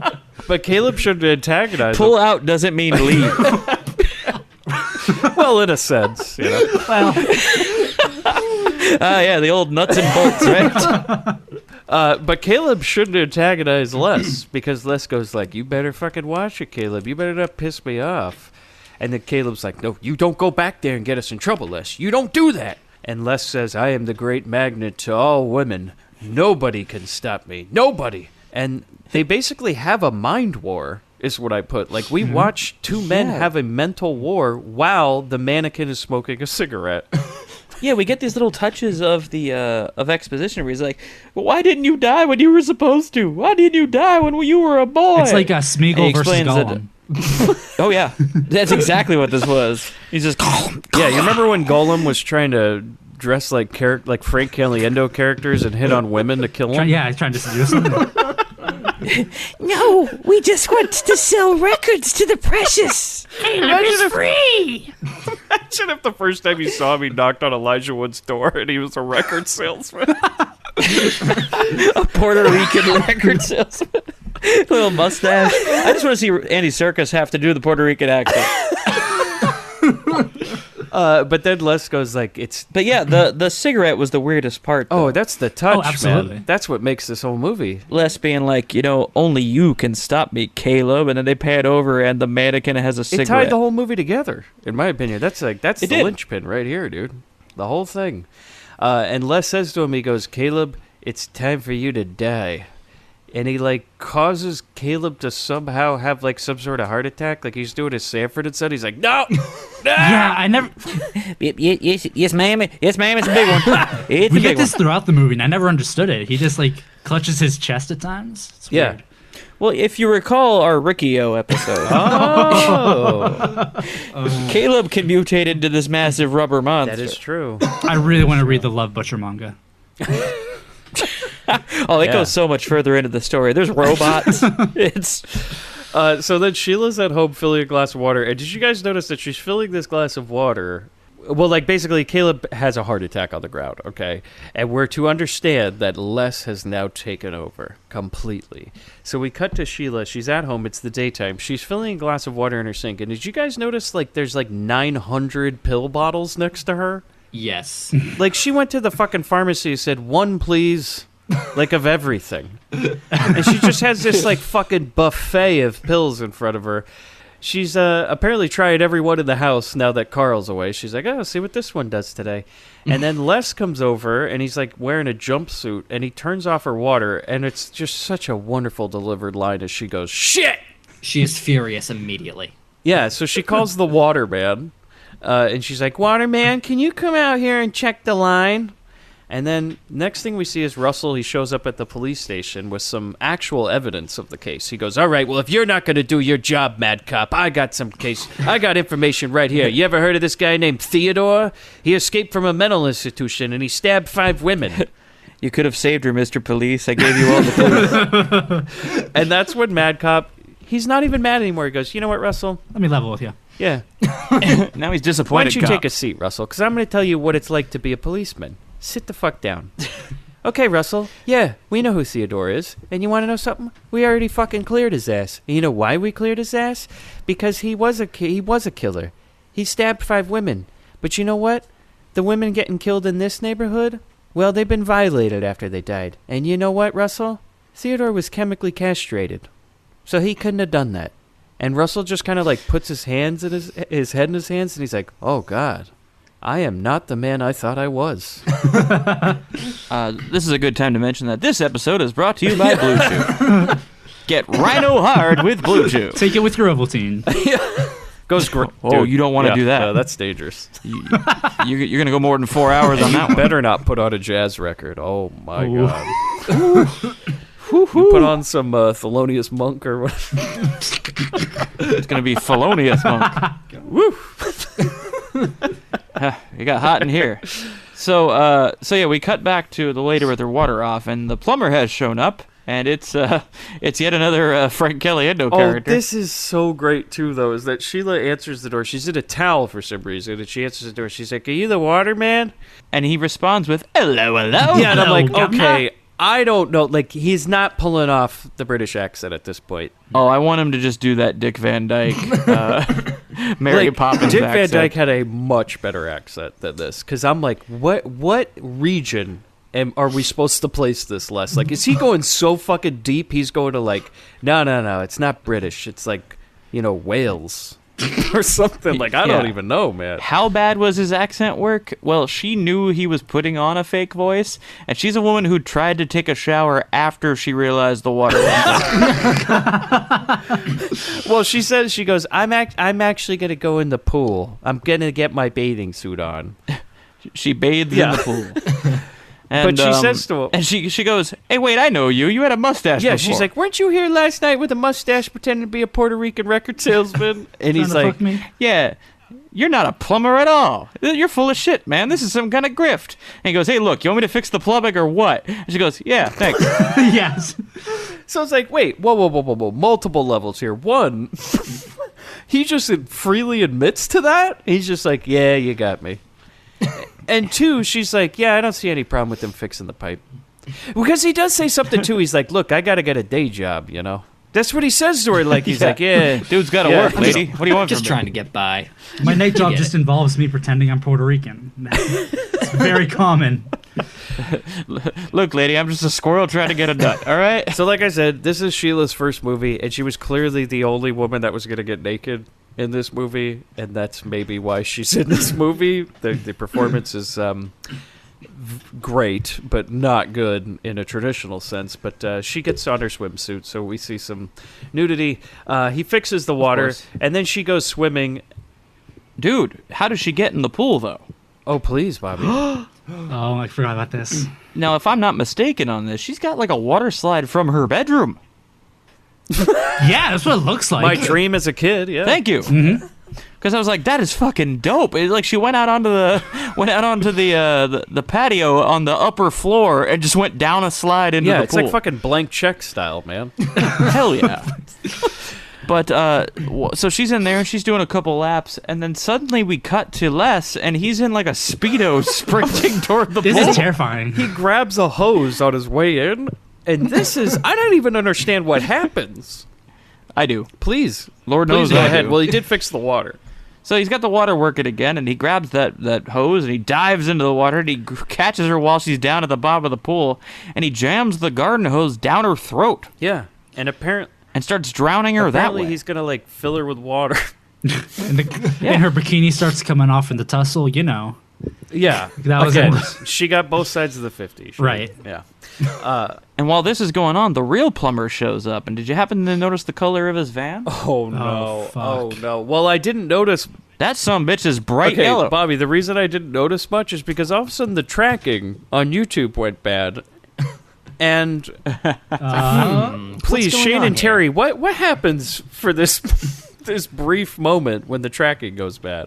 So the plumber makes it to the front door, and then suddenly we cut to a few little kids running into... what did it look like? It is Surf Ninjas. Yes, it is Surf Ninjas. Really? You didn't notice? I didn't notice it That was Surf Ninjas, man. I knew only because of Rob Schneider with his bleached hair. At first I was thinking, like, is this that Disney movie, Johnny Tsunami? I was like, no, that is Surf Ninjas, my friend. Sadly, So- I don't know that much about Surf Ninjas, so I didn't catch that. Whoever uploaded this movie to YouTube took it from a VHS copy they had, which they taped over Surf Ninjas. And so, at the very least, bare minimum, we can guarantee to you guys, Love Butcher, marginally better than Surf. But You heard it here first, folks. the weird thing is, the scene in Surf Ninjas almost fits into the context of the scene. Yeah. Honestly, They're coming to save her. Yeah, for the first couple seconds, girl. for the first couple seconds when the scene was happening, I didn't even notice anything. I didn't. It's like, yeah, this is in line with everything else that's happened so far. So I'll check it out. That's a new Les character or little kid. I wonder when these surf ninjas are gonna come stop him. The water starts kicking up in the pool. So it's maybe like this is when I just paused it. I was like, this is maybe the greatest movie I've ever watched on YouTube. It's Yeah. like this has everything. What a treasure trove! What a cave of wonders this is. So he puts her in the tub. By the way, her face is all bloody now. How? Yeah, she's begun bleeding from the face, like you do. Probably from the metal of that garden hose. And he starts staring at himself in the mirror and conducting a symphony. Yeah. While the plumber just knocks on the door and then he leaves a "sorry I missed you" sign. Oh, know what I just realized? Why didn't he kill the woman who told him to drink out of the faucet with the hose? That would have been perfect. He did. Yeah, Right? seriously. Well, you know how did. like you think did? of the perfect Yeah, comeback, but you think of it too He did. late. He killed her in the very beginning. You just didn't see it. Oh. Yeah, didn't that was see it when the happen. cops. That was the yeah, crime when the cops scene. showed up to that house. Well, yeah, we we didn't see him do it yeah, with we a didn't hose. see how he it came back happened. and just like stabbed her. Oh, you mean that he should have killed Yeah. her with the hose? Yeah. That's There we right. That's go. right. She's the one who deserved the hose. Well, that's what this was. That's Yeah. the make good. Like I was saying, it's like when you think of what you should have said. Right, exactly. Dude, he's like, well, I'm gonna do it to somebody now because it's too Yeah, good of 'cause an he's idea. like, I don't know about death by record. That's just a little. This is like his jerk stores the line. Exactly. He's gotta He's like George Costanza. He's driving on. He's like, that's what I should have said. Oh man, death by record would have been great. Like the Cenobite who throws CDs. Oh, yeah. at Exactly. He Hellraiser throws 3. it like a throwing star and it like slices her head off. Yeah, it's like that Shaun of the Dead scene. Yeah, they couldn't afford that shit. Are you kidding me? They're like, just put a hose down Oh, her man. mouth. That's it. Death by hose. And then you put her in the tub. For what reason? I don't know. She likes the water. And so then, yes, Bobby, he's conducting a symphony to himself, and this gets very weird. Because Yeah. this movie turns into like some sort of Cronenberg movie now. Yeah. Where we see like while he's conducting a symphony in the mirror, it's constantly cutting to like him without the wig on and being Caleb, and like And he's talking Yeah. to. He's back in the lair talking to Dummy Les. Dummy Les got a new hat, by the way. You oh guys. yeah, but like he's He's got like a sweet Yeah. newsboy. he's like flashing back to scenes that he's fantasizing about what did happen in the backyard, which is Yeah, that's That- really I strange. don't understand it at all because she still turns him down. this is clearly. Even in his fantasies, women won't Okay, accept him. I think I figured out what it's supposed to be, and they didn't show it. Is like, remember how the cop said the bodies were violated after? This is like Yeah. his whole like fantasy routine that he's doing here. You know, I'll take it over actually. Yeah, showing. but that's I think Yeah. what they're doing is they're just showing you what he's thinking about. It's like a masturbatory fan. It's like a Mulholland Drive, basically. Yeah. What made it especially confusing is we never saw earlier when he switched into a swimming suit Yeah, himself. yeah. The whole thing is He just suddenly was in a speedo. The whole thing is you wear that under the plumber outfit. Oh, you yeah. know? Who doesn't?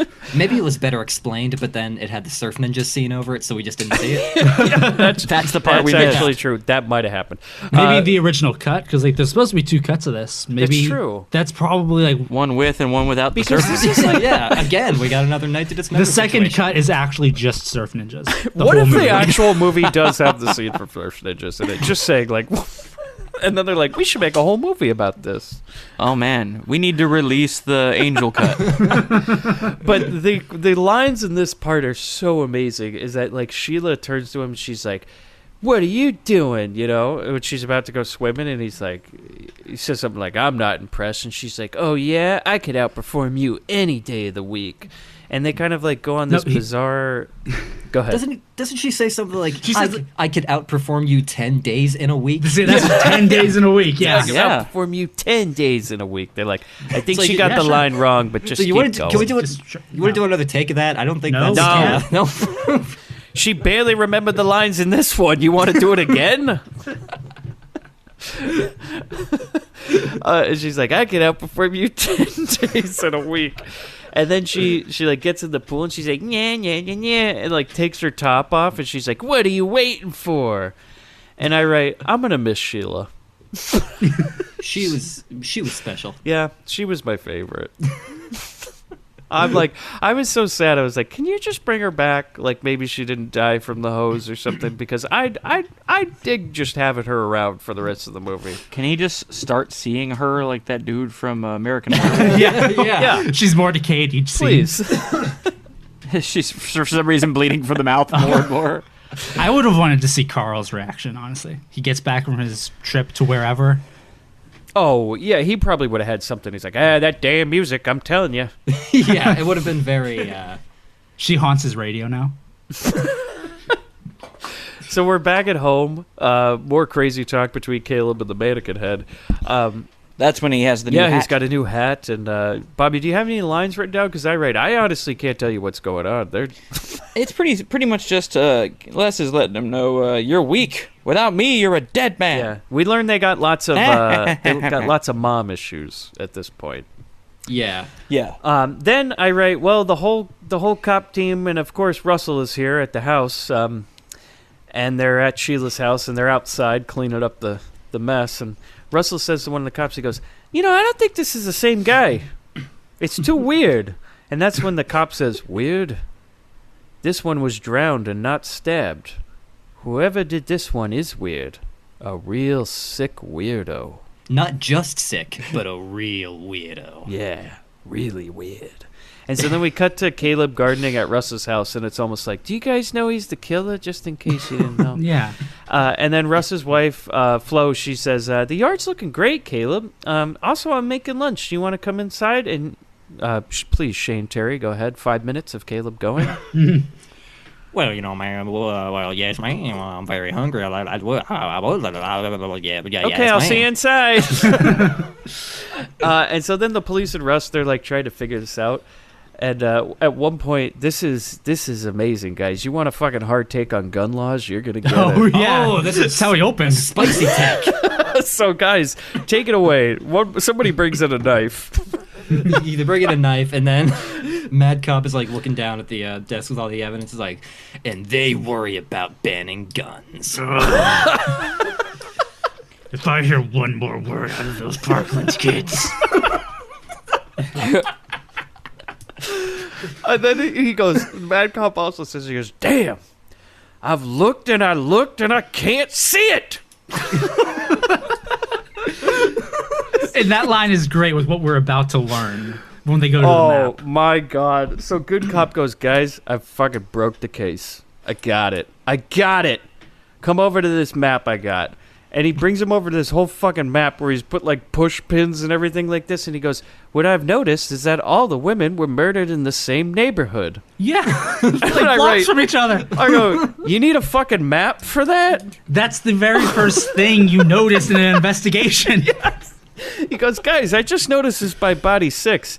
They all live in like the same street. You can see weird? when you're pulling the woman out of the bathtub, the other corpse was still on the lawn. You didn't notice? Once again, they're like, this thing's starting to come And it's together, weird. boys. Like, I was calling him Good Cop up until this part. I go, no, now he's Idiot Cop. Because then he goes, I bet that this psycho must live or work in this area. And I write, shut up. Shut the fuck up. And then just thank God there's a call on the radio from Mad Cop, and he's like, yeah, what's wrong?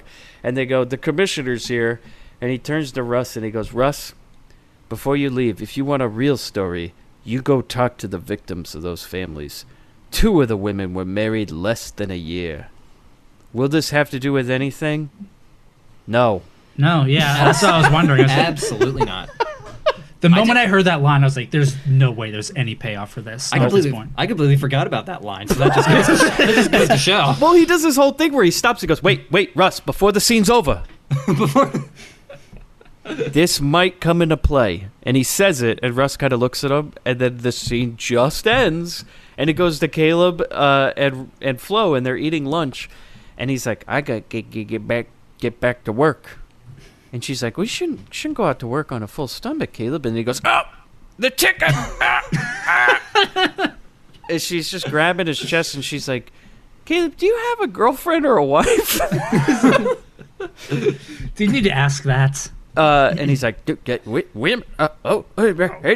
she's like, well, yeah, why not? You're big and strong. Why don't you? Do you have somebody? And he goes, I'm a cripple, ma'am. And then he drops his hand on the table. He just drops his hand on the table, and it falls dead weight onto the table. And we just look at it. Now, Terry, what did you say when you saw this? It reminds me of going back to Seinfeld, the episode where George becomes a hand model, and like his boss tells him, "You were just like our last guy, but you know he fell in love with his own hands, and he was not master of his domain. Eventually, his hand just sort of stuck in this claw position." He traveled the world trying to find a cure, and now he has to have Boy Scouts help feed him. It's like, did this happen to this guy too? Yeah. No, I think we found the original hand model, guys. Oh, yes. So he just drops his claw hand on the table, and they just kind of both stare at each other for a minute, and then he goes back to work. I just write, what the fuck is going on? Then cut to just shaky-ass car footage is what I write. And Russ is standing in a parking lot, and Flo nearly runs him over. I'm like, well, we are just in a completely different movie at this point. Oh, yes. And she just, like, almost runs over Russell in the parking lot, and then she's walking out of her car, and she's like, I don't want to talk to you, Russ. And he's like, no, I want to talk to you. And she's at work now? I'm like, I don't know what the fuck is going on. Like, this may have been the original cut or something. Yeah. He's walking inside. She's like, you're embarrassing me, Russ. And he goes, I don't care if I'm embarrassing you. And she's like, I'm trying to work. Like, what are you doing? And then I love this. In the middle of their argument, she goes, oh, also, Russ, this is Jeannie. Like, she pauses to introduce a coworker. And then Russ goes, why don't we go to lunch? And she goes, well, Russ, I already ate lunch. And he goes, with a gentleman. What the fuck did you just say? She goes, yeah, I was with Caleb, the gardener. He goes, oh, that guy? No, I'm not impressed. That guy's kind of weird. She goes, he's a nice weird. Yeah. And then like some other, like one of her coworkers goes like, the boss is really hot today. You got to get on it and you got to do this and everything. And then Russ is just like, for some reason sees his chance and goes, I think you should marry me. I might like you so much. And then he leaves, and they're gonna meet at the quote concert later. At the concert, yeah. He kisses her, and then, like, Here Comes the Bride plays underneath. And then he runs away. Yes, as we find out that her coworkers had set that up on purpose. They're like, oh, you're going to get married. And I'm like, what the fuck is going on? Like, this whole movie is just breaking down into various scenes where, like, ever since that whole thing with Sheila in the pool, I don't know what's real anymore. I was watching this movie at like 5 a.m, so I was very tired while trying to take notes. Yeah. So when this scene happened, just the him being like, I might love you, and then kisses her and then just runs out. My notes just say, in all caps, this movie's moving too damn fast. I felt like I was watching Videodrome at one point, and somebody's going to pull a fucking VHS out of their goddamn abdomen. I'm going to be like, all right, it all makes sense now. It's like the second you turned it off, you muttered to yourself, long live I the did, flesh. but the gun wasn't loaded, Bobby. So. So then Les and Caleb are back arguing at home, right? And Caleb tells Les, he's like, you better not go attack that lady. She liked me for who I am, not for you. She liked for me. And then we go to Flo. She's getting ready in her room for the big concert, guys. And Russ is driving to her house. And I love this. Absolutely love this. So the radio says something about how they can't catch the killer. And Russ goes, damn, they think it's so easy. And I go, oh, really, Russ? Now the shoe's on the other foot now, huh, buddy?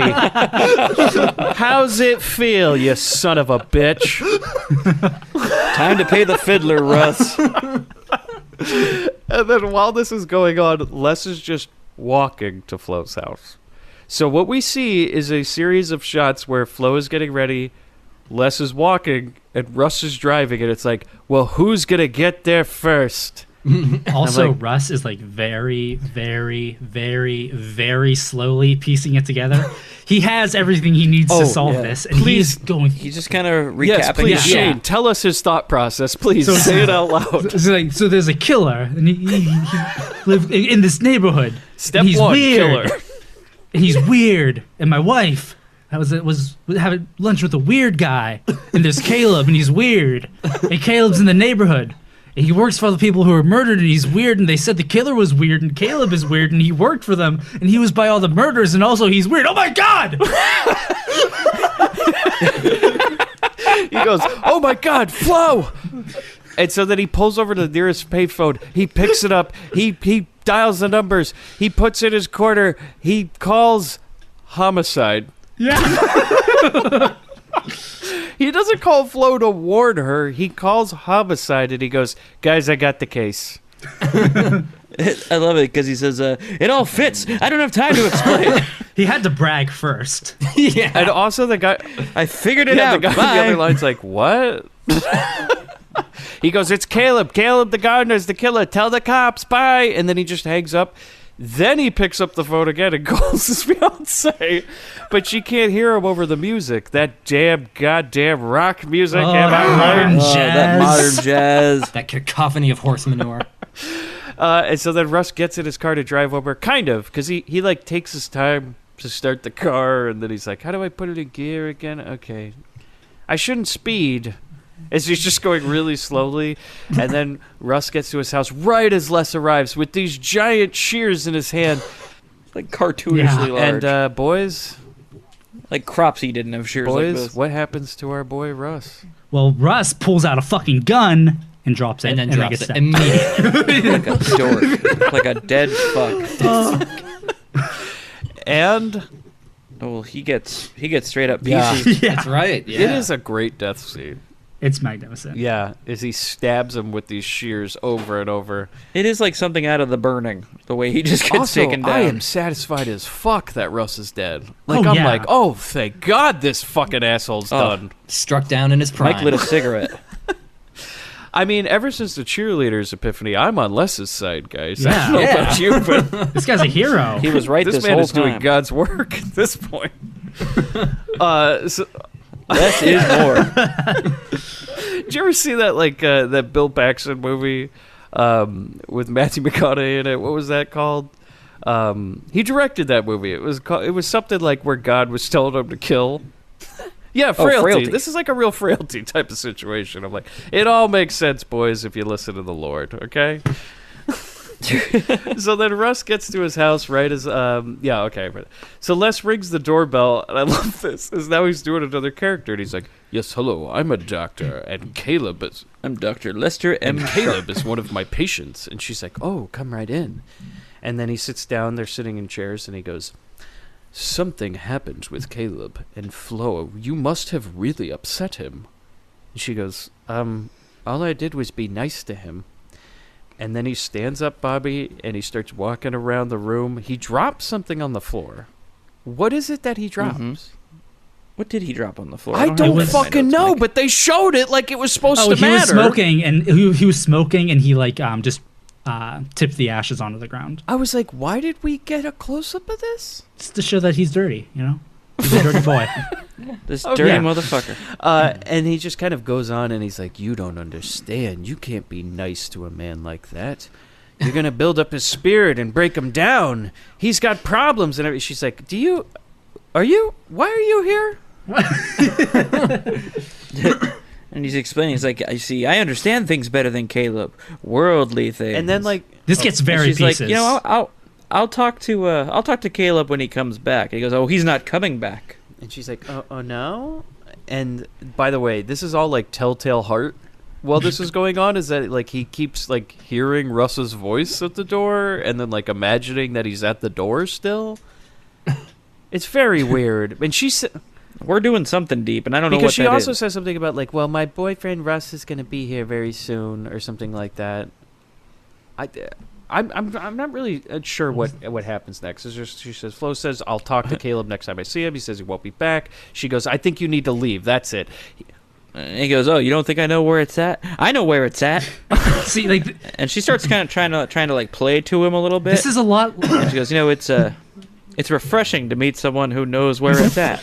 This is a lot like the end of Pieces, where the undercover tennis star is talking to the dean, and he's basically like building himself up, like, you know, how great he is, while he's like kind of admitting it to her. Yeah. That he's the villain all along. Pieces, superiority hack. And she asks him to leave. He goes, you want me out? It's nymphs like you who are Caleb killers. You emasculate a man with your bottomless body parts. I'm sorry, your bottomless body pits. You drain him like a sewer into a cesspool. I am the great Adonis of the universe. I am beautiful. I am love. I am Lester, and I am, and the entire stadium says it with him, alive. And then his music hits. Everybody stands up, starts pumping their fists.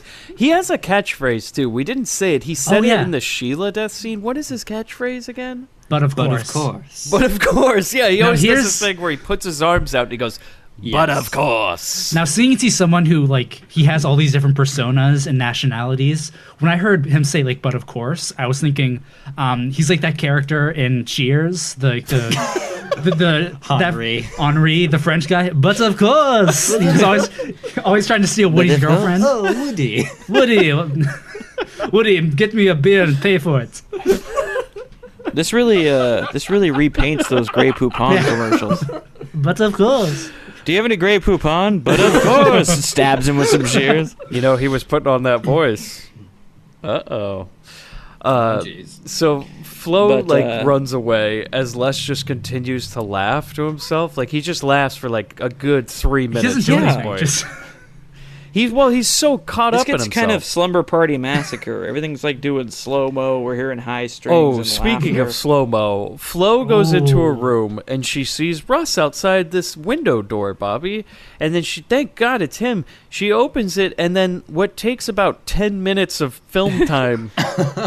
Yeah, this is the part that I have written down as being like slumber party massacre because it's like the pizza guy falling in the It doorway. just goes like slow Or blood rage. It's just slow motion of Russell just falling onto her, and then she gets all bloody, and it. this is great. and no explanation as to Yeah. why dead Russell was standing up. That's in the only doorway. part of the movie that actually kind of came close to being creepy, at least for me. Yeah. I don't know, just like Yeah. him just standing there. And so she runs into the other room. She tries to make a phone He's still call for laughing. help, We should but he say that appears Les behind is her. still laughing at this point. Yes. And she doesn't like even run really to the phone. She just kind of like casually picks it up. She doesn't even Yeah. look scared. She's just like, well, She just he's looks- doing that. Yeah, she looks impatient. Like, oh, someone pick up. And so, unable to make the phone call because of him, she instead arms herself with a rake. Yeah, why was that inside? And, Did Lester? I yeah, think why is it, Lester like, sitting did in the Lester like kitchen? leave it when he came in for lunch. I think it was Oh. established. Maybe he but It's did. weird that she kept it there. I think Like, he did. Oh, that Caleb had it. I think when he was actually eating? did. I think there was a thing where he left the rake Man, there on continuity, purpose. man. Yeah. Oh, to help try to Yep. help her Yep. turn the tide. Because he knew that his brother was coming back yeah. later. That's amazing. This God movie's damn. brilliant. so many layers. Um, yeah. Woven like a quilt. And he sees the rake, and he says to her, I mean, you probably want to drop this in, Mike, but I'll say it for our sake. He says, "Put that down. Now you're going to make love to me, satiate me, fill me with nymphoid satisfaction." I don't know how I can play it when you just delivered it with such Yeah. gusto, Bobby. Oh, he continues, "Drain me, and then you'll lie at my foot. You'll lie at the foot of my altar, and adore my godly beauty." That's my Tinder bio. And Now, if I recall, your name on Tinder is nymphoid satisfaction. and so then he And so, he strips her. he rips her clothes off And, and he starts slicing her up. And that's uncomfortable. He says, "There's no one that'll help you." And she goes, "Well, if you're going to kill me, then kill me." And he goes, But of Oh, course. there you go. That's the Yeah. catchphrase. "But of Yeah. course." And then he Ka-chum. does. And I really didn't expect that. Yeah. Because, they kind of set her up like she's going to Yeah. be a protagonist here. And then he I just actually thought fucking that was a murders cool her. little twist because I thought she was going to be the one to survive. Yeah. Yeah. Both Yeah. her and Russ's death were really Russ. sudden. Yeah. Yeah, like, oh, that's just... What, do you think this is, a movie? Look, life is harsh, okay?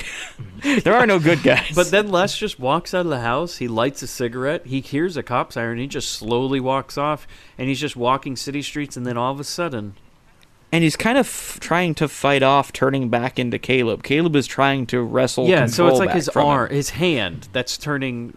It starts yeah, seizing so it's up. turning back into that claw thing.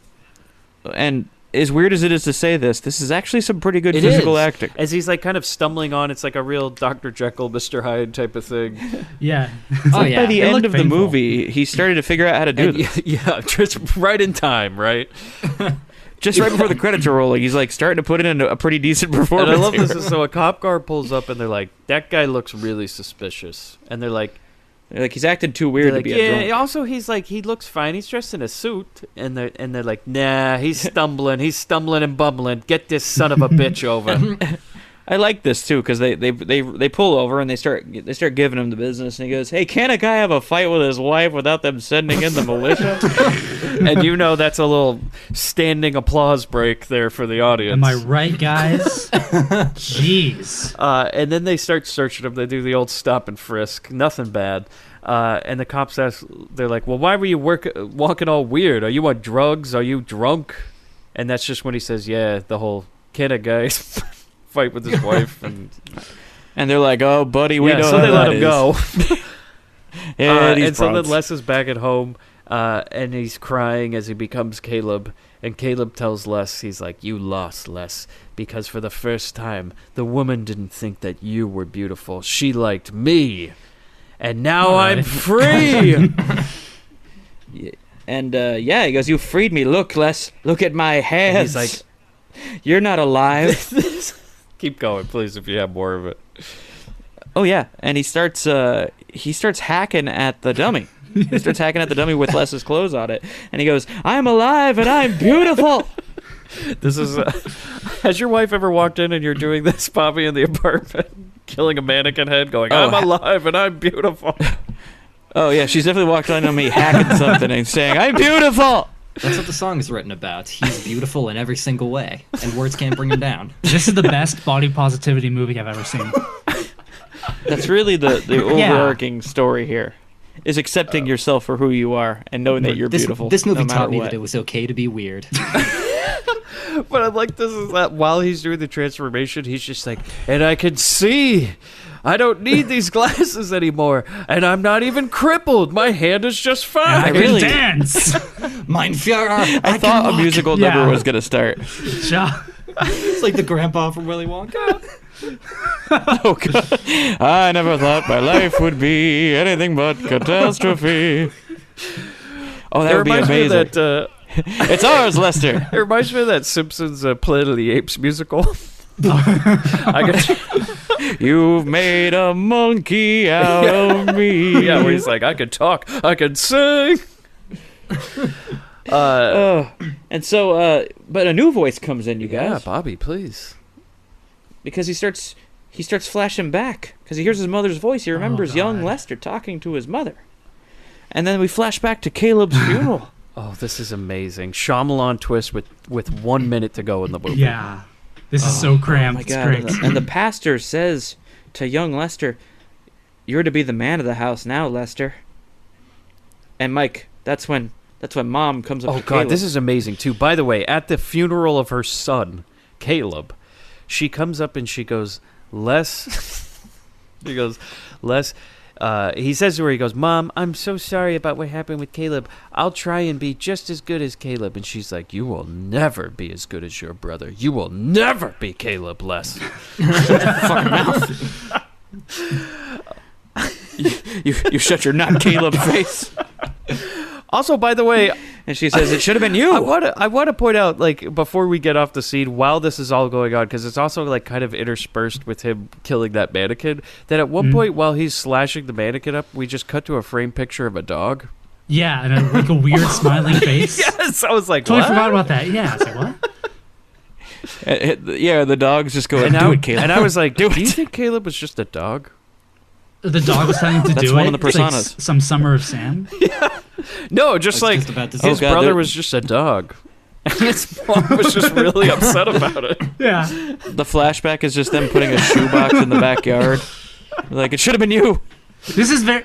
He was. This is a very roommates. I wish you were dead. I was thinking the same thing. Yeah. Oh, definitely. Oh, yeah. She says, "You will never be as good as Caleb. Never." And also, by the way, we should say, in the next morning, we did skip over a quick scene where, like, the cops have just kind of showed up at the house after Flo's dead, and there's just, like, a Craig lady, and she's like, just this stuff about like, yeah, there's just some weird guy that like cuts the grass and stuff. I think I saw him. He's weird because they're asking about Caleb. So they finally find where he lives, which makes sense for this scene. Because Caleb runs out of his house and he goes, I'm free, the day I'm alive and I'm beautiful. Oh, and he runs out into the front yard and then you hear a scream in his head. That's when it does the mom flashback, right? Mm-hmm. And then Bobby, we come back to present day and the cops are here. They found where Caleb lives. Yeah. And they got some questions about some of the bodies they found.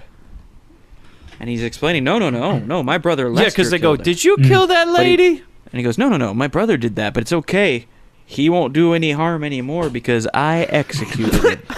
And they go, you killed your brother? And he kind of does a, hey, But and of goes, course. but of course. And then freeze frame credits.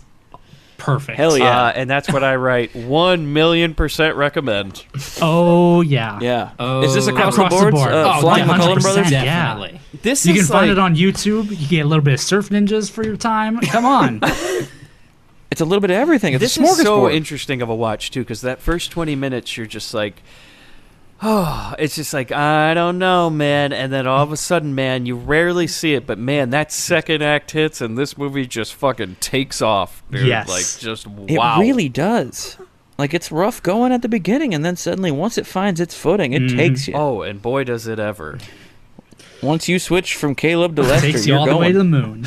So now I get it. I absolutely get it. So Richard Clark, thank you so much for suggesting this movie, and Patreon members, thank you so much for voting for this movie. This was a pleasant surprise for me. Yeah, this was definitely I a have hidden treasure. heard of this movie from like various, cult film fans and stuff. I don't think it has a very large following, but man, it is worth your time. At least the YouTube cut. Yeah. Huey's going to be so upset. Here's our recommendation. Maybe Huey never made it past. Sorry maybe about he it, never Huey. made it past minute 20. Yeah. He never made it I to gotta Carl tell you and one thing, Sheila. though. Huey's brother loves this movie. Huey, I'm surprised you didn't like this movie, considering you're the one who recommended Turkish Superman to us. Huey's brother Lewis loves it. Well, Huey didn't like the. His awesome. brothers Dewey and Louie. He's quite into it. He didn't care for the depiction of newspaper journalism. in this one. okay. Comparatively I think it's speaking. so easy. Guys, do you hear that sound? No.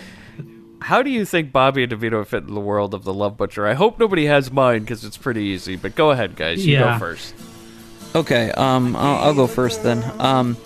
With Lester dead for all intents and purposes, I think there's a power vacuum, and I think that at some point Caleb goes back to his shack, now beautiful and free, and he sees the chair turned backwards with an orange poof. And he's like, "Who's this?" And they go, "You know what they like, don't you? They like studs. Have you tried offering them a joint, And this one's Caleb? got a lit joint. I can teach you the way." It's got a lit joint in its mouth now. It's like a Raggedy Andy doll. And he hears another voice off to the side go like, "We can teach you everything, Caleb." That's incredible. Boys, what do you think? So for mine, I'm thinking after this whole thing, back in Miami, a similar event is going on. We see an older Bobby struggling with himself. He's talking to a mannequin that's actually bald. There's no hair on it. And the mannequin's talking back to him saying, "All the ladies love me, Bobby. I'm the one who's got the money. I'm the stud." He's like, "No, DeVito, no. They like me." And so Bobby just imagined DeVito all along. Wow. I can see that. Mm-hmm. Terry, what do you I like that. Well, we saw in the scene where the plumber shows up, we saw what color van he was riding. So... Well, I didn't much because I saw Surf Ninjas, but yes, please. not Oh, so please, Terry, fill in the scene we missed as we got to Surf Ninjas. Oh my god. So the plumber shows up, and obviously he has to put the "sorry we missed you" sign because the girl's already been murdered. And then later in the day he finds out that, hey, there was some girl murdered at that house you were supposed to go to. And he is just shocked. he's traumatized by it, and he has to quit his job. He's like, I can't do this anymore. It's like just brings back the memory that I could have walked in on a dead person, and then he has to like get rid of everything that reminds him of his job. So he's got to sell that van, and I think I know who bought it. Oh wow, guys, do you ever think at one point the cops figured out the case and they went, it's kind of weird, but that Caleb guy never fucked the bodies.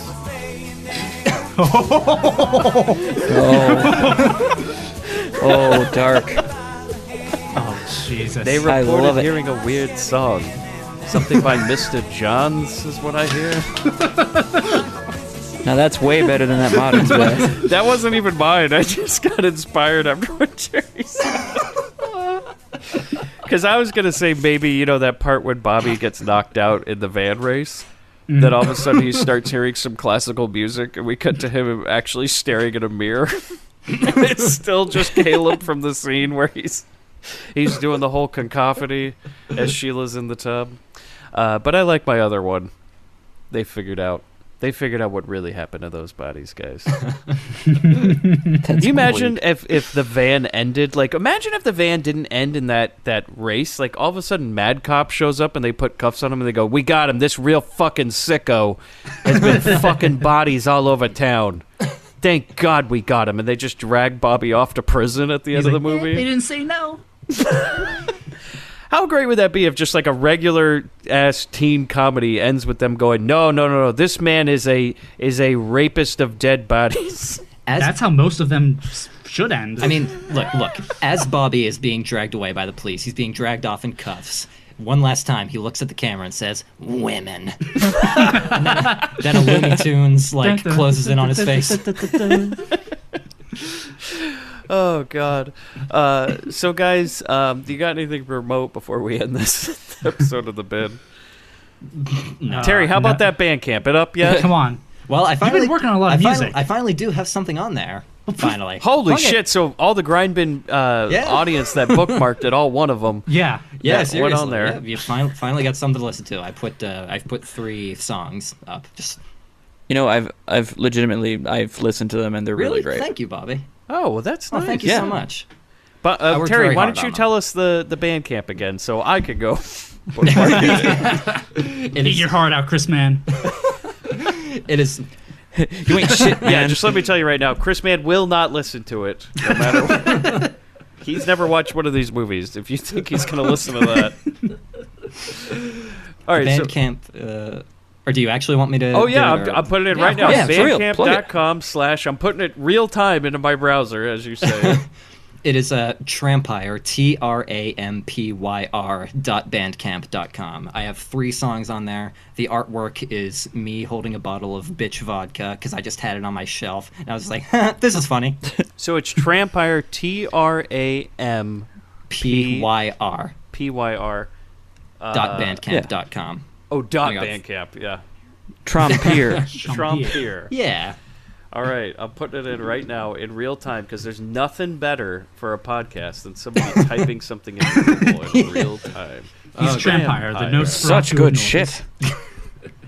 Oh, I like there that. we go. Put that on the next album. Definitely. He's holding the bottle of vodka. A couple Smug of ass demos face. by Trampyr. What are the titles? I forget I've heard the songs. I don't know the names. We got Superbad. We got Yeah. Ballerina. Why don't you make like a swan and die? Which is a quote from a Cheers episode, so I thought I would put that. Yeah. Oh, rad. Go ahead and scream, Amanda. It won't help you now. Which is like And, a tagline from some Grindhouse movie poster. I forget what the movie's called, but I just thought that would make a cool I think song I remember title. that movie. And I like this is Terry's only description on the page is, what can I say? Released on June 5th, 2019. Yeah, very recent. These are fresh. These are hot. Well, like one of those countless movie posters where the lead actor is just sort of shrugging. So what would Carl think of this? Oh god. Oh boy. Oh geez, this would totally set him off. He would need a second glass of Ovaltine. Absolutely. And Mike, we have appeared on some other people's podcasts recently. Oh, yes, Bobby, please tell the audience. Mike, Chris, and myself all guested on the live episode of Bombs Away.